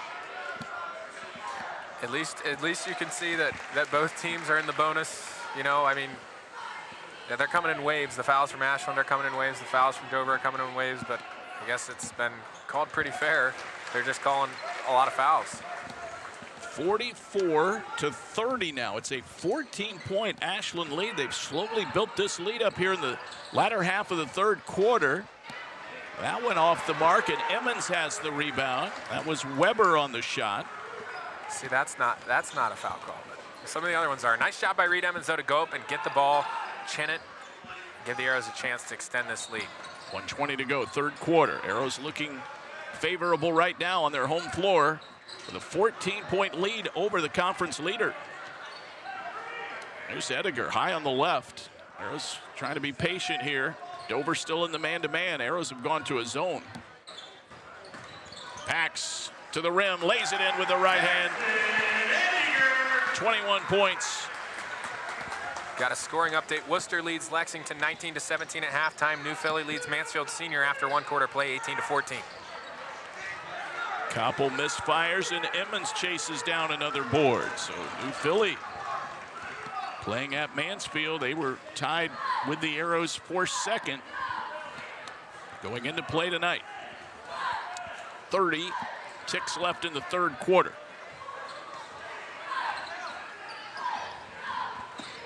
Baith back out to Ediger, and a whistle and a travel. That's another one that you don't see very often. Mansfield Senior 8-4 overall. You mentioned their loss to Massillon their last time out. They are capable of scoring a lot of points. It was a huge win the Arrows got here against Senior. Oh yeah, that was a part of two straight big wins against a really good Lexington team at the time and a really good Senior high team. 8 turnovers against Ashland unofficially. Jumper on the way, right side, not there. It's Colton Durant. Offensive rebound. Now Weber throws up a long three, and Emmons grabbed the rebound prior to the end of the quarter. So a couple of threes rattle out, and Dover is down 16 points as the Arrows have built their largest lead of the night. 46-30. The all-important fourth quarter is coming up after this timeout on the Ashland Arrows Broadcasting Network. Simonson Construction is proud to sponsor Arrows Athletics, the most trusted and efficient construction company in the region. With a long history of doing things the right way from concept to completion, Simonson Construction solves all your construction needs for commercial and public projects. A truly local company providing award-winning comprehensive design-build services since 1974. For more information, scan the QR code or go to simonsonconstruction.com.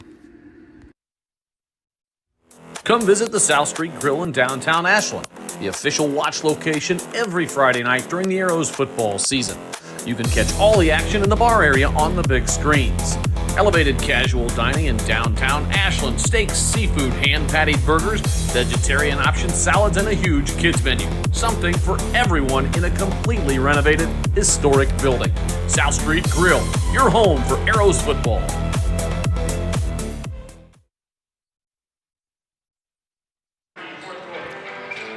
With Aiden Chandler, David Wilson back here at Arrow Arena, Brandon Gunder at the controls. You see our Simonson Construction scoreboard there. The Arrows up by 16 as we go to the fourth quarter, and it's immediate turnover and a steal. Lead pass to O'Brien and the finish off the glass. O'Brien with 3. That's his first field goal, and it's an 18-point Ashland lead. Leggett fires up a 3. It's not there. O'Brien fired up. He pulls down the rebound. What a start here in the fourth quarter, Aiden. Yeah, and a huge third quarter for the Arrows. Emmons from the left. Comes up big from 3. 9 for Reed Emmons. And the points are stacking up, and now Gabe Baith with a takeaway. 1-on-2. He scores.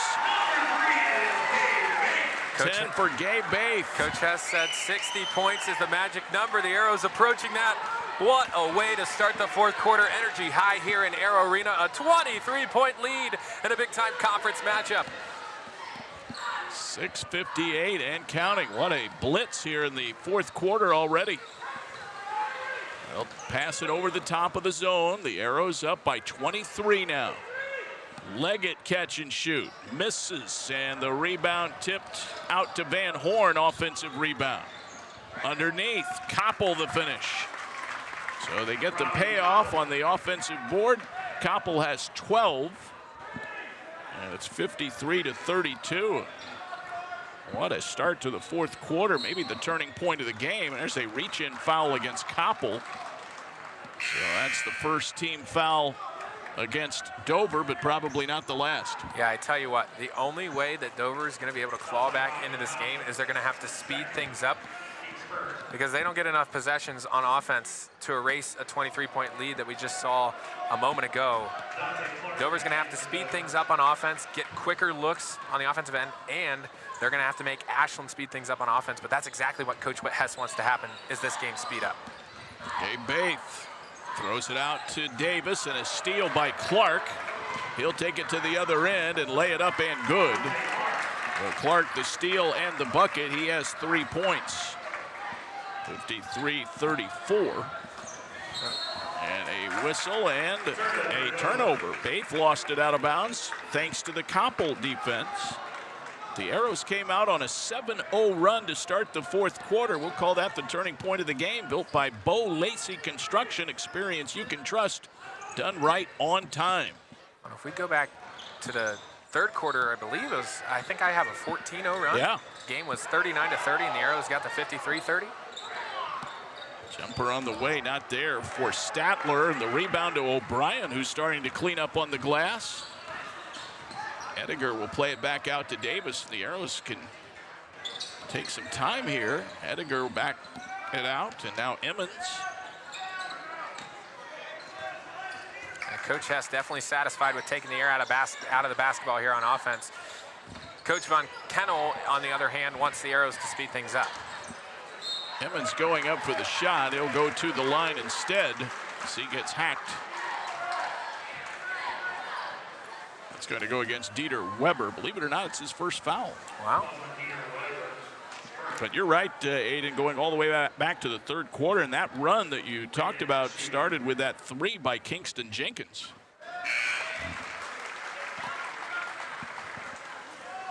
Shot good by Emmons at the Connery Manufacturing free throw line, so he's up to 10 points. And it's back to a 20-point Ashland lead. I don't think anyone would have envisioned this. Yeah, I don't think anyone around the conference certainly would have envisioned this happening tonight with Dover 6-1 atop the conference. Arrows just got to take care of business here in the fourth quarter.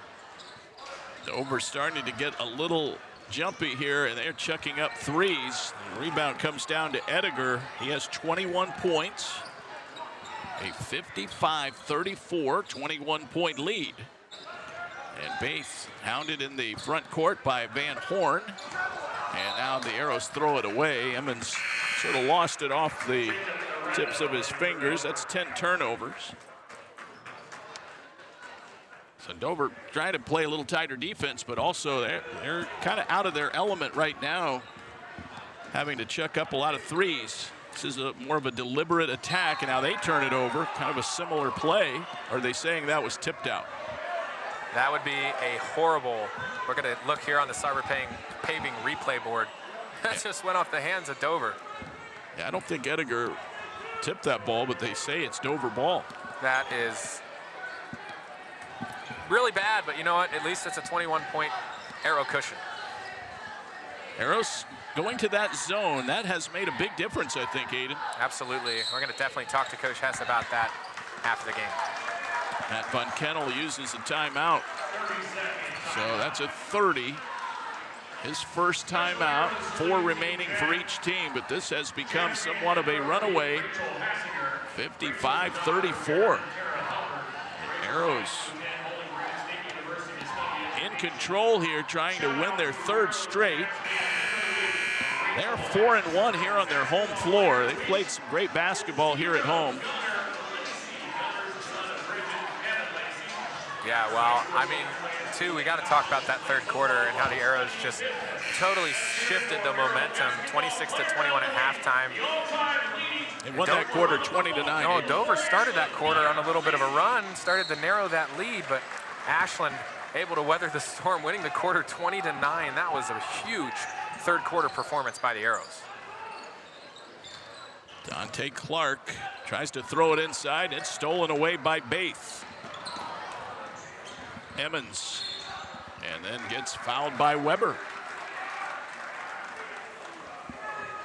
Couldn't possibly get the 5 in one quarter here tonight, David. This has just been a game that I'm not sure. I'm not sure how to really properly explain it.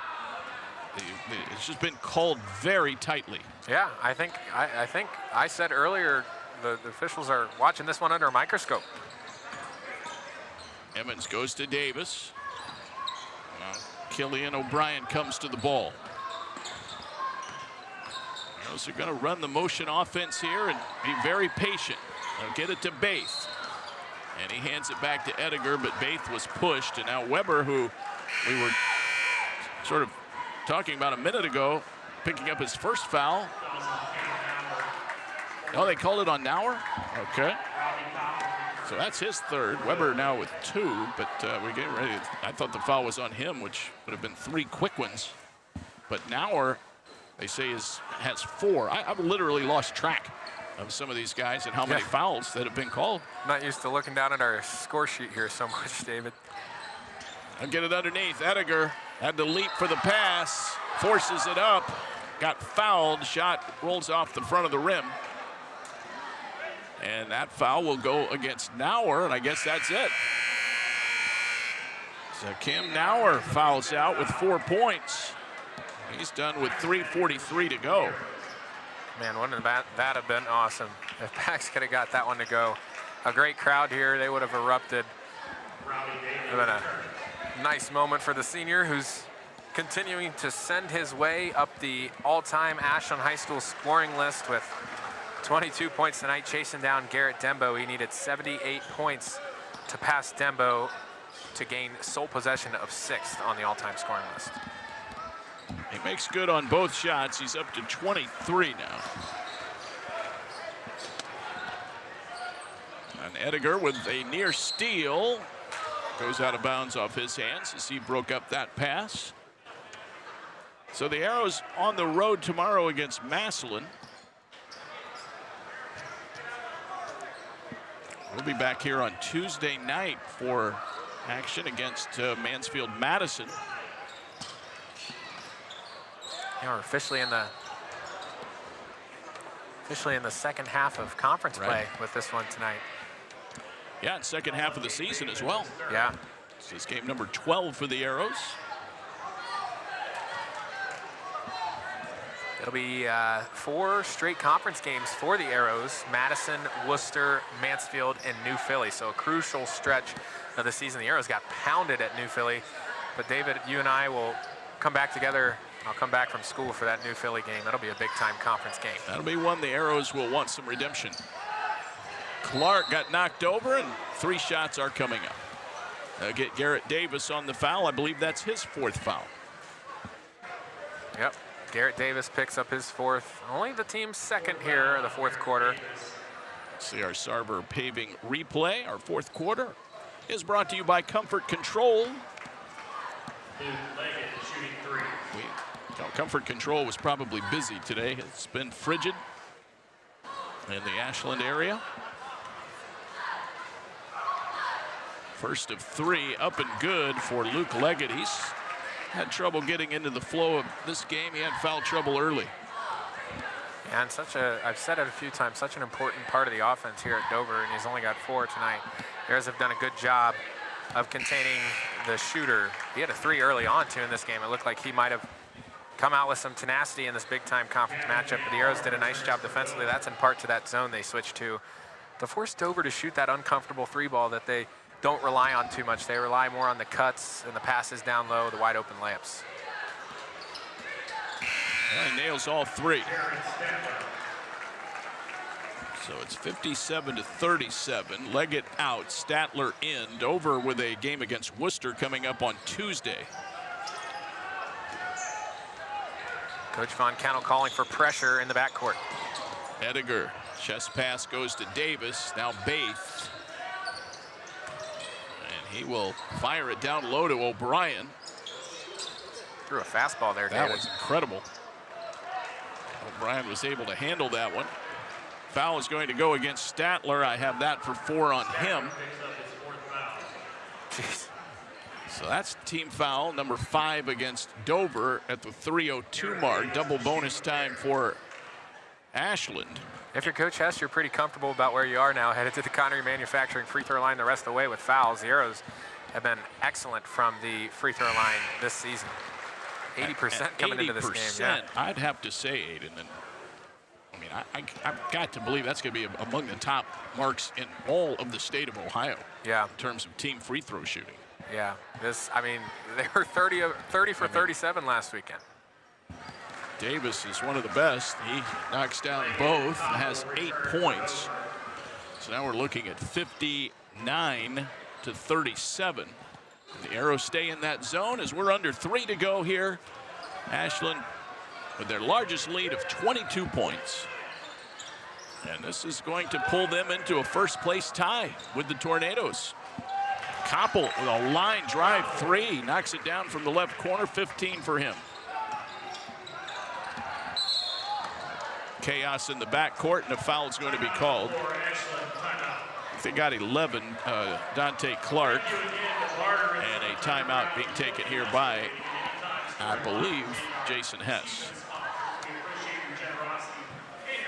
Now let's see, they may be changing this.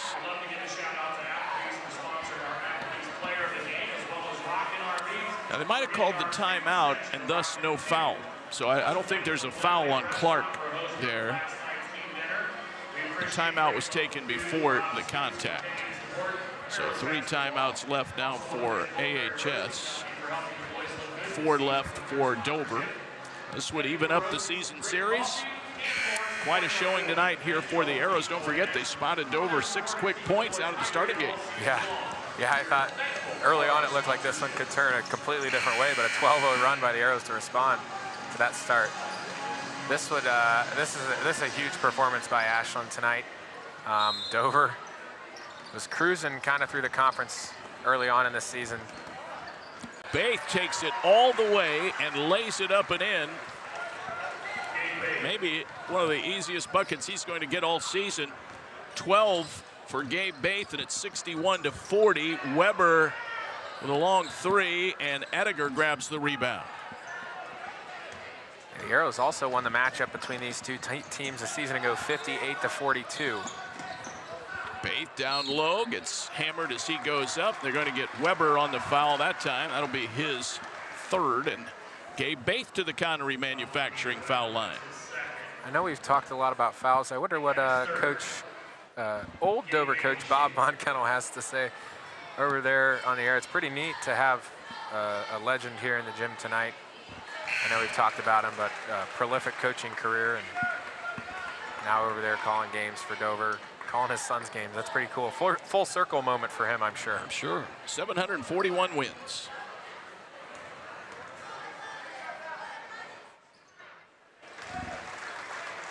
Baith good on both. He has 14 points. There's Koppel for 3. No. Rebound to Garrett Davis. Stripped away from him in the backcourt, but picked up by Ediger. And now O'Brien all alone. He'll lay it up and in. Give Ediger the assist. I know what he wanted to do there, David. He's been throwing them down in practice. 3 ball, no. Rebounded Weber. Gives it over to Koppel, and his shot is blocked by Davis out of bounds. Gonna have wholesale substitutions for both teams. It is 65-40, the largest lead of the game for the Arrows. Everybody's coming out on both sides. What a statement, David. I mean, Arrows, with this win tonight, are gonna be winners of their last 3. And the losing streak will extend to 4 for the Tornadoes. This is Jackson Barton with it up top. And It's almost stolen away there by O'Brien. Jacob Noretto is in the game for Dover, as is Noah McClelland. We have a 44 on the court, which I don't have on the roster. And Colton Durant, who saw some limited action early, he's back in. We'll catch and see who's out there for Ashland now, Aiden. I see O'Brien and Baith are still out. Now we got Brady Booth, Brandon Briggs, Steve Cierto on the floor coming into the game. Played some Booth and Cierto played significant time in the JV game. Brady Booth had 28 points in the JV game against West Holmes last Friday. 25-point lead. Durant is blocked by Cierto. He'll pick up a foul, so we'll have free throws coming up. 50.7 seconds left. Our Janney postgame show is coming up. We'll have plenty of postgame reaction from coaches and players. Shot up and good. So Durant picks up his first point, 65-41. You've got a lot of different choices a lot of directions you can take on the player of the game. Yeah, for sure. I think I might go a little bit of a different direction. Yeah, I like that. Kid that had a phenomenal effort on the glass this evening, but just a bit of information here to point out while we still got some listeners. The last time that the Lady Arrows and the boys basketball team here at Ashland High School won a conference championship at the same time, 1978. It was the only time that both boys and girls basketball teams here at the high school won a conference championship in the same season. 58 years ago, with a win tonight, Ashland moves into first place in the driver's seat if they can just take care of business the rest of the way. I think it's time for that streak to end. Let's see Cooper Canair in the game. Long three. It's going to be a long rebound, and it's picked up by O'Brien. He'll weave through traffic. We only have 18 seconds left. Baith has it. Okay, Baith, he'll drive to the hoop and throw it out to O'Brien and get it over into the hands of Booth. Up and good. Give Booth the bucket, and that's going to do it. What a way to end it. Exclamation point. Brady Booth. His first two will cap it, and the Arrows have moved into a first-place tie with the Dover Crimson Tornadoes with a statement victory here at Arrow Arena. Handshakes beginning at midcourt. The final score, the Ashland Arrows 67, the Dover Tornadoes 41. Please stay tuned. Our Janney postgame show will come up immediately. We'll have a complete breakdown, all the stats, as well as postgame interviews for you as well. Arrows win big by 26, and we're right back to AHS in just a moment on the home of Arrows basketball, the Ashland Arrows Broadcasting Network. Simonson Construction is proud to sponsor Arrows Athletics, the most trusted and efficient construction company in the region. With a long history of doing things the right way from concept to completion, Simonson Construction solves all your construction needs for commercial and public projects. A truly local company providing award-winning comprehensive design-build services since 1974. For more information, scan the QR code or go to simonsonconstruction.com. Come visit the South Street Grill in downtown Ashland, the official watch location every Friday night during the Arrows football season. You can catch all the action in the bar area on the big screens. Elevated casual dining in downtown Ashland, steaks, seafood, hand-patted burgers, vegetarian options, salads, and a huge kids menu. Something for everyone in a completely renovated, historic building. South Street Grill, your home for Arrows football. Ashland isn't just where we work, it's our home. From glorious country to Main Street parades, we're proud to be part of what makes this town special. At Bill Harris Dealerships, being a key member of the community is one of our core values. But it's more than that. It's a responsibility. Because without Ashland, without you, we wouldn't be here. So stay golden, Ashland. Bill Harris Dealerships, the name you know and trust.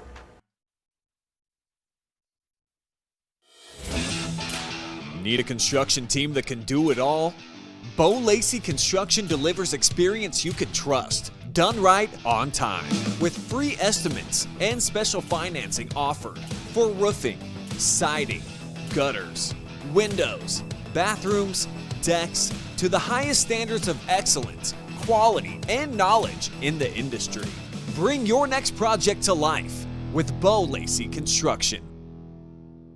The team at Whitcomb & Hess have all of your needs covered. Plan, Grow, Thrive. Financial advisors and CPAs will help you grow your business and investments.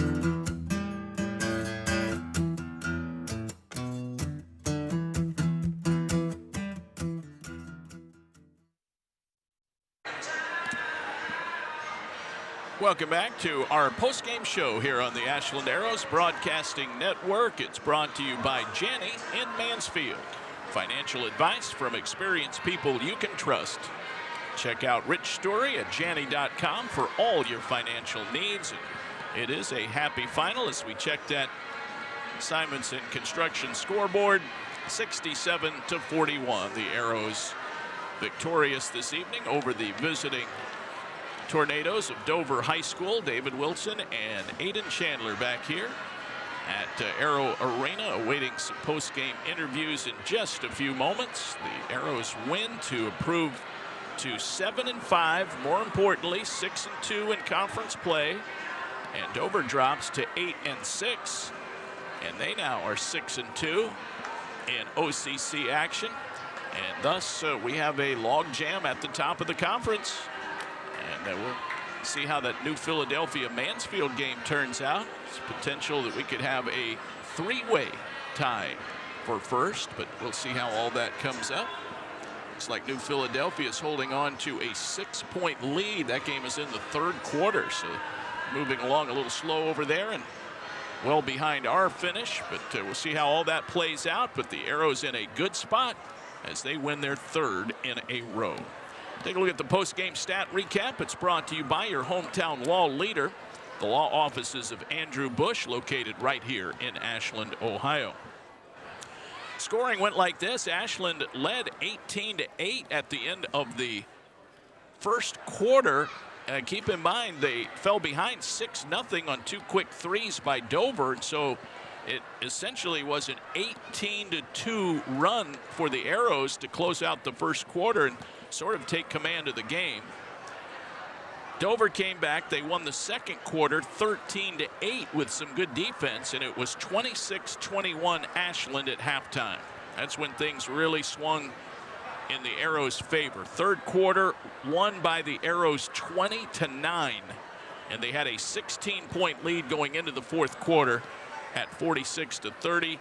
They won the fourth quarter 21-11 to win comfortably 67-41. So it definitely was a second half game for the Arrows. They really played well despite a lot of foul trouble on both sides, really. A closely called game, so a lot of fouls, a lot of stoppages. The Arrows went to a zone. That made a big impact, and they won the game by 26 points. Taking a look at some of the individual numbers in the game, Kingston Jenkins had a big three for his only basket. Killian O'Brien, 5 points and 7 rebounds. Gabe Baith had 14 points in the game. Gabe had a number of steals, a number of assists, so an all-around great game for the senior guard. Reed Emmons, 11 points, 8 rebounds. Garrett Davis, 8 points, 3 boards. Ty Bates hit a free throw for his only point. Pax Ediger tonight, 23 points, 4 rebounds, a number of assists. And Brady Booth capped the scoring with a bucket at the buzzer for his first 2 points and only 2 points of the ball game. Time to get our post-game interviews underway, and Reed Emmons joining Aiden live here in the booth. I'm joined by tonight's player of the game, delivered to you by Truax Printing, your full-service commercial printing source in Ashland and Loudonville. Visit truaxprinting.com. Reed Emmons, the winner of the Applebee's gift card tonight. Reed shot the ball really well, knocked a few big-time three-pointers down, especially early in the first quarter. How confident are you when you get the ball? I mean, I know your role offensively has stepped up a big time. big time this season in your senior year. How confident are you when you get past the ball outside? Yeah, I mean, I think it's just knowing where my spots are when my guards, Pax and Gabe drive. I think just being in the right spot at the right time is a big part of it, and then stepping up and knocking it down. You guys found yourselves down early on. 6-0 was the score. You closed out the first quarter on an 18-2 run. What was it that sparked that run for you guys offensively to turn things around? I mean, I think it was just patience. Like, Dover plays a really slow game, very little possessions, and I think we just trusted that, you know, we were going to get our good shots, and we just had to step up and knock them down. Reed Emmons, 11 points, 8 rebounds. One of the things that's been so impressive about this run that you guys are on, obviously now 7-5 on the season, 6-2 in the OCC. You guys are tied for first in the conference. New Philly's beating Senior High right now. That game just went in the fourth quarter. If New Philly can take down Senior High, then you guys have a game of separation in the conference, tied only with Dover, who you just beat. You won't see them again, so you're hoping someone else can knock them off. But if the Arrows handle business, things are looking really good in the OCC race. It'd be the first time that we've won a conference if we can pull things off. Obviously, a lot of basketball left to play, but how nice is it to be in the driver's seat with less than half the conference schedule left to go? Yeah, I mean, we're in a good spot. Obviously, we got 2 big games with Lex and Senior to still play in the conference, so I mean, always got to take care of Worcester and Madison as well, but those are 2 big games, and we're going to prepare for them. Well, Reed, there was another big spark of the game. It was a 20-9 third quarter. You guys, Dover came out of the half, started to narrow things a little bit. I believe they started the third quarter with 4 points to make it or 3 points or something like that to make it a 2-point game, and then you guys won that quarter 20-9. How did the zone defense impact things tonight?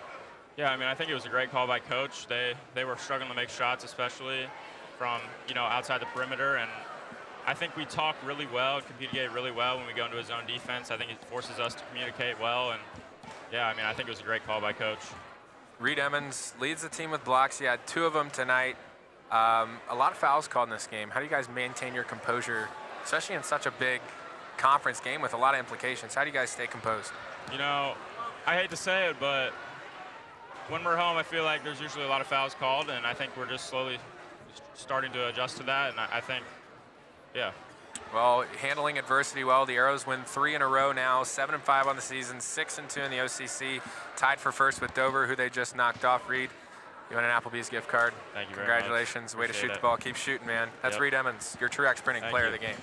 All right, guys, thank you very much. Great game for Reed Emmons this evening as the Arrows win, and they cruise really to this victory by a final score of 67-41. Again, Emmons, 11 points, 8 rebounds, couple of block shots. He leads the team in blocks. He's got up to 9 now on the season. So great job working the defense inside. We'll continue on our Janney post-game show with some of our post-game reaction. It looks like Coach Hess has joined us with some post-game thoughts. Coach, 26-21 at halftime. Dover comes out with a few baskets to start that third quarter, narrow things up, and then you guys go on to win the third quarter, 20-9. You switch to a zone defense. Why'd you do that? Well, to be honest with you, that's one of those moves we made just to keep our guys out of foul trouble. And we saw how effective it was, and give our coaching staff a lot of credit, because I kept leaning over to them and said, guys, I don't like playing zone. Let's switch to man. Let's switch to man. And they said sometimes the best moves are the ones you don't make. So, you know, tonight was one of those ones that we were able to stay in it, and we kind of stumbled onto it thanks to some officiating that got our guys in foul trouble. Well, I'm going to ask you about that in a little bit, but Dover came into this contest 6-1 in the OCC. They're in first place. You guys know if you take care of business, you're tied for first. I just talked to Reed. New Philadelphia is beating Mansfield Senior, but still some time left to go in the fourth quarter there. You knew that if you guys could get to around 60 points tonight, that was kind of the magical number. You guys scored 67. Just a phenomenal defensive effort. You guys were down 6-0 early on. It seemed like this thing could go a different way. Yeah, they came out, hit a couple threes there early, and it seemed like it took us a little while to get rhythm. We've had some slow starts, you know, all year long, but it seemed like once we got them going, guys started making shots, and we had several guys that were able to contribute by making shots and making plays on offense. And I think allowing us to score that first bucket and kind of get in that our press, kind of got the tempo going the way we wanted to, and we were able to come back and tie the score there in the first quarter, then pull away after one. Coach, I don't think I've ever seen you get a technical foul. Is that right? Have you ever picked one up? No, I haven't. Okay, well, you didn't pick one up tonight. I don't want people that are maybe tuning in late to think that you did. But how are you able to maintain your composure? I mean, there was that obvious goaltending play where they went up and slapped the backboard, and then a few bad foul calls where they were just like touch fouls. I was losing my mind up here. You got a little frustrated, but how are you able to maintain your composure in moments like that? Well, I mean, you mentioned you got a little frustrated, and when Dover made their run was during that stretch. And I told Coach Sauter at halftime, I said, we kind of got caught up there with the officiating in the second quarter. We had a 10-point lead to start the quarter. Some bad calls, some missed calls didn't go our way. And when we started worrying about that, I think the kids started getting worried about that. So, I mean, the big thing for us, is focusing on what we can control. We talk to our kids regularly about controlling the controllables and being able to, manage those emotions and manage those situations. There's going to be calls you can't control. There's going to be a lot of things you can't control, but the way you react and the way you conduct yourself is controllable. So I think even though some of the calls still didn't go our way in the second half, we were able to not get hung up on those calls and let it distract from what we were trying to get accomplished on the court. It was 24-21. That was the closest things got. But then I mentioned on air, like, it was crazy. As bad as the officiating was, you guys really controlled things the whole second half. It never really got close except there at the start. How big is this when you guys are now in the driver's seat in the OCC, if you guys can just take care of business? I know there's a lot of tough games ahead with Mansfield Senior and New Philly still left to go. Mansfield Senior will be on the road. New Philly will be right here in Arrow Arena where you guys have had a lot of success. But how nice is it to know that you guys are in the driver's seat, you control your own destiny? Yeah, that's nice. But, I mean, the one thing, we got to constantly remind ourselves and our guys is it's one game at a time. There's some big games, and that's a couple weeks ahead, and it's kind of the coach's job to work on advanced scouting and do that stuff, but the boys need to really focus on tomorrow at Massillon and then turn around Tuesday home with Madison. So, any of those games can really disrupt what we're trying to get accomplished as far as winning a conference championship if you let one of the teams that are not one of the contenders at this point come up and kind of bite you. Yeah, well, you talk about Massillon, Coach. Very good team, 8-1. You'll travel to their place tomorrow. What's your first impression of the Tigers? Very good might be an understatement. They are excellent. They're ranked third in the state, averaging well over 80 points a game, can score in multiple ways, very athletic, long, and are well coached. This is a team that years ago everybody said, oh, Massillon's a football school. Well, right now they're a little bit of a basketball school as well. So their coach does an excellent job, and they got really talented athletes that can play basketball. All right, one more question for you, Coach, regarding this game. You and I have talked about free throws and how crucial those are for this team. You guys got to take advantage of those opportunities at the free throw line. Tonight, 17-19, that's 90%.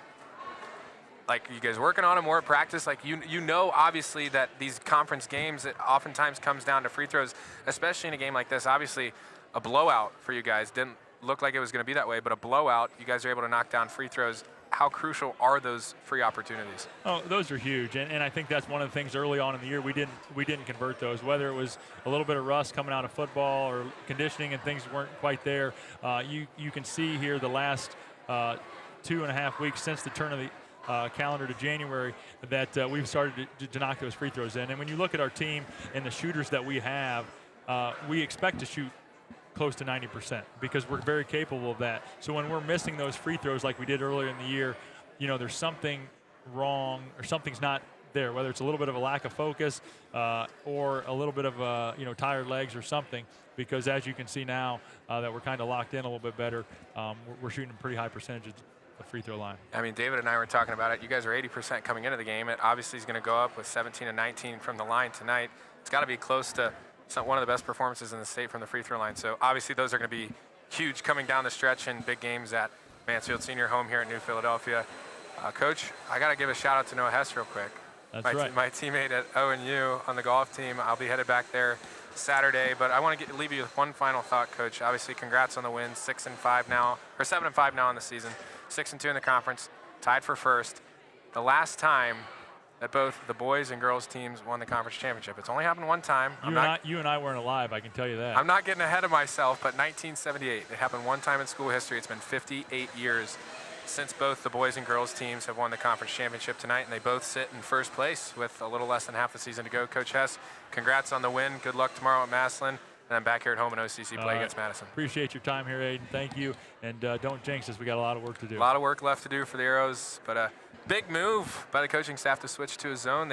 Phenomenal defensive effort. The Arrows beat Dover, first place team in the conference, by 26 points. Coach Hess, thank you for joining us. Wow, what a game. It sure was. Great interview, Aiden. Thanks to Coach Hess for joining us, as he always does. I believe it's 48 years, right? 48. 26 I'm bad to at math. 78. I need to go back to school. 48 years. 48 years.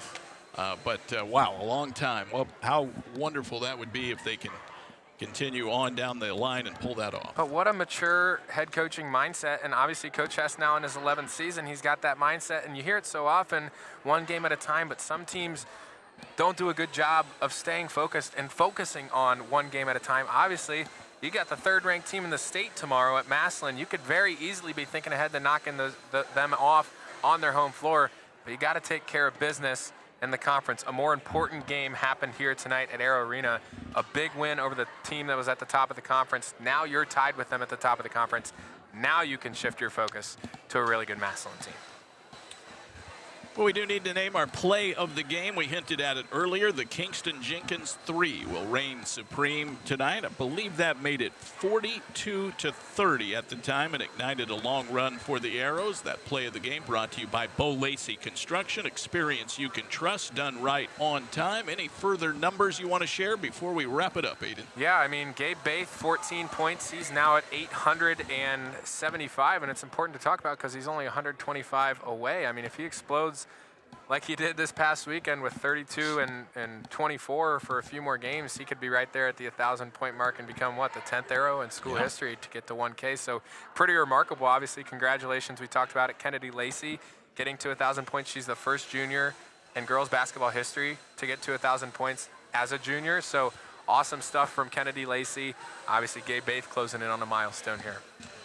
All right, Aiden, great job tonight. We will talk to you next time, but a fun one to call, a big Arrows conference win. We've been spoiled, David. Yeah. I mean, the Arrows are now, they're 5-1 here at home. They're 4-1 when we do games together.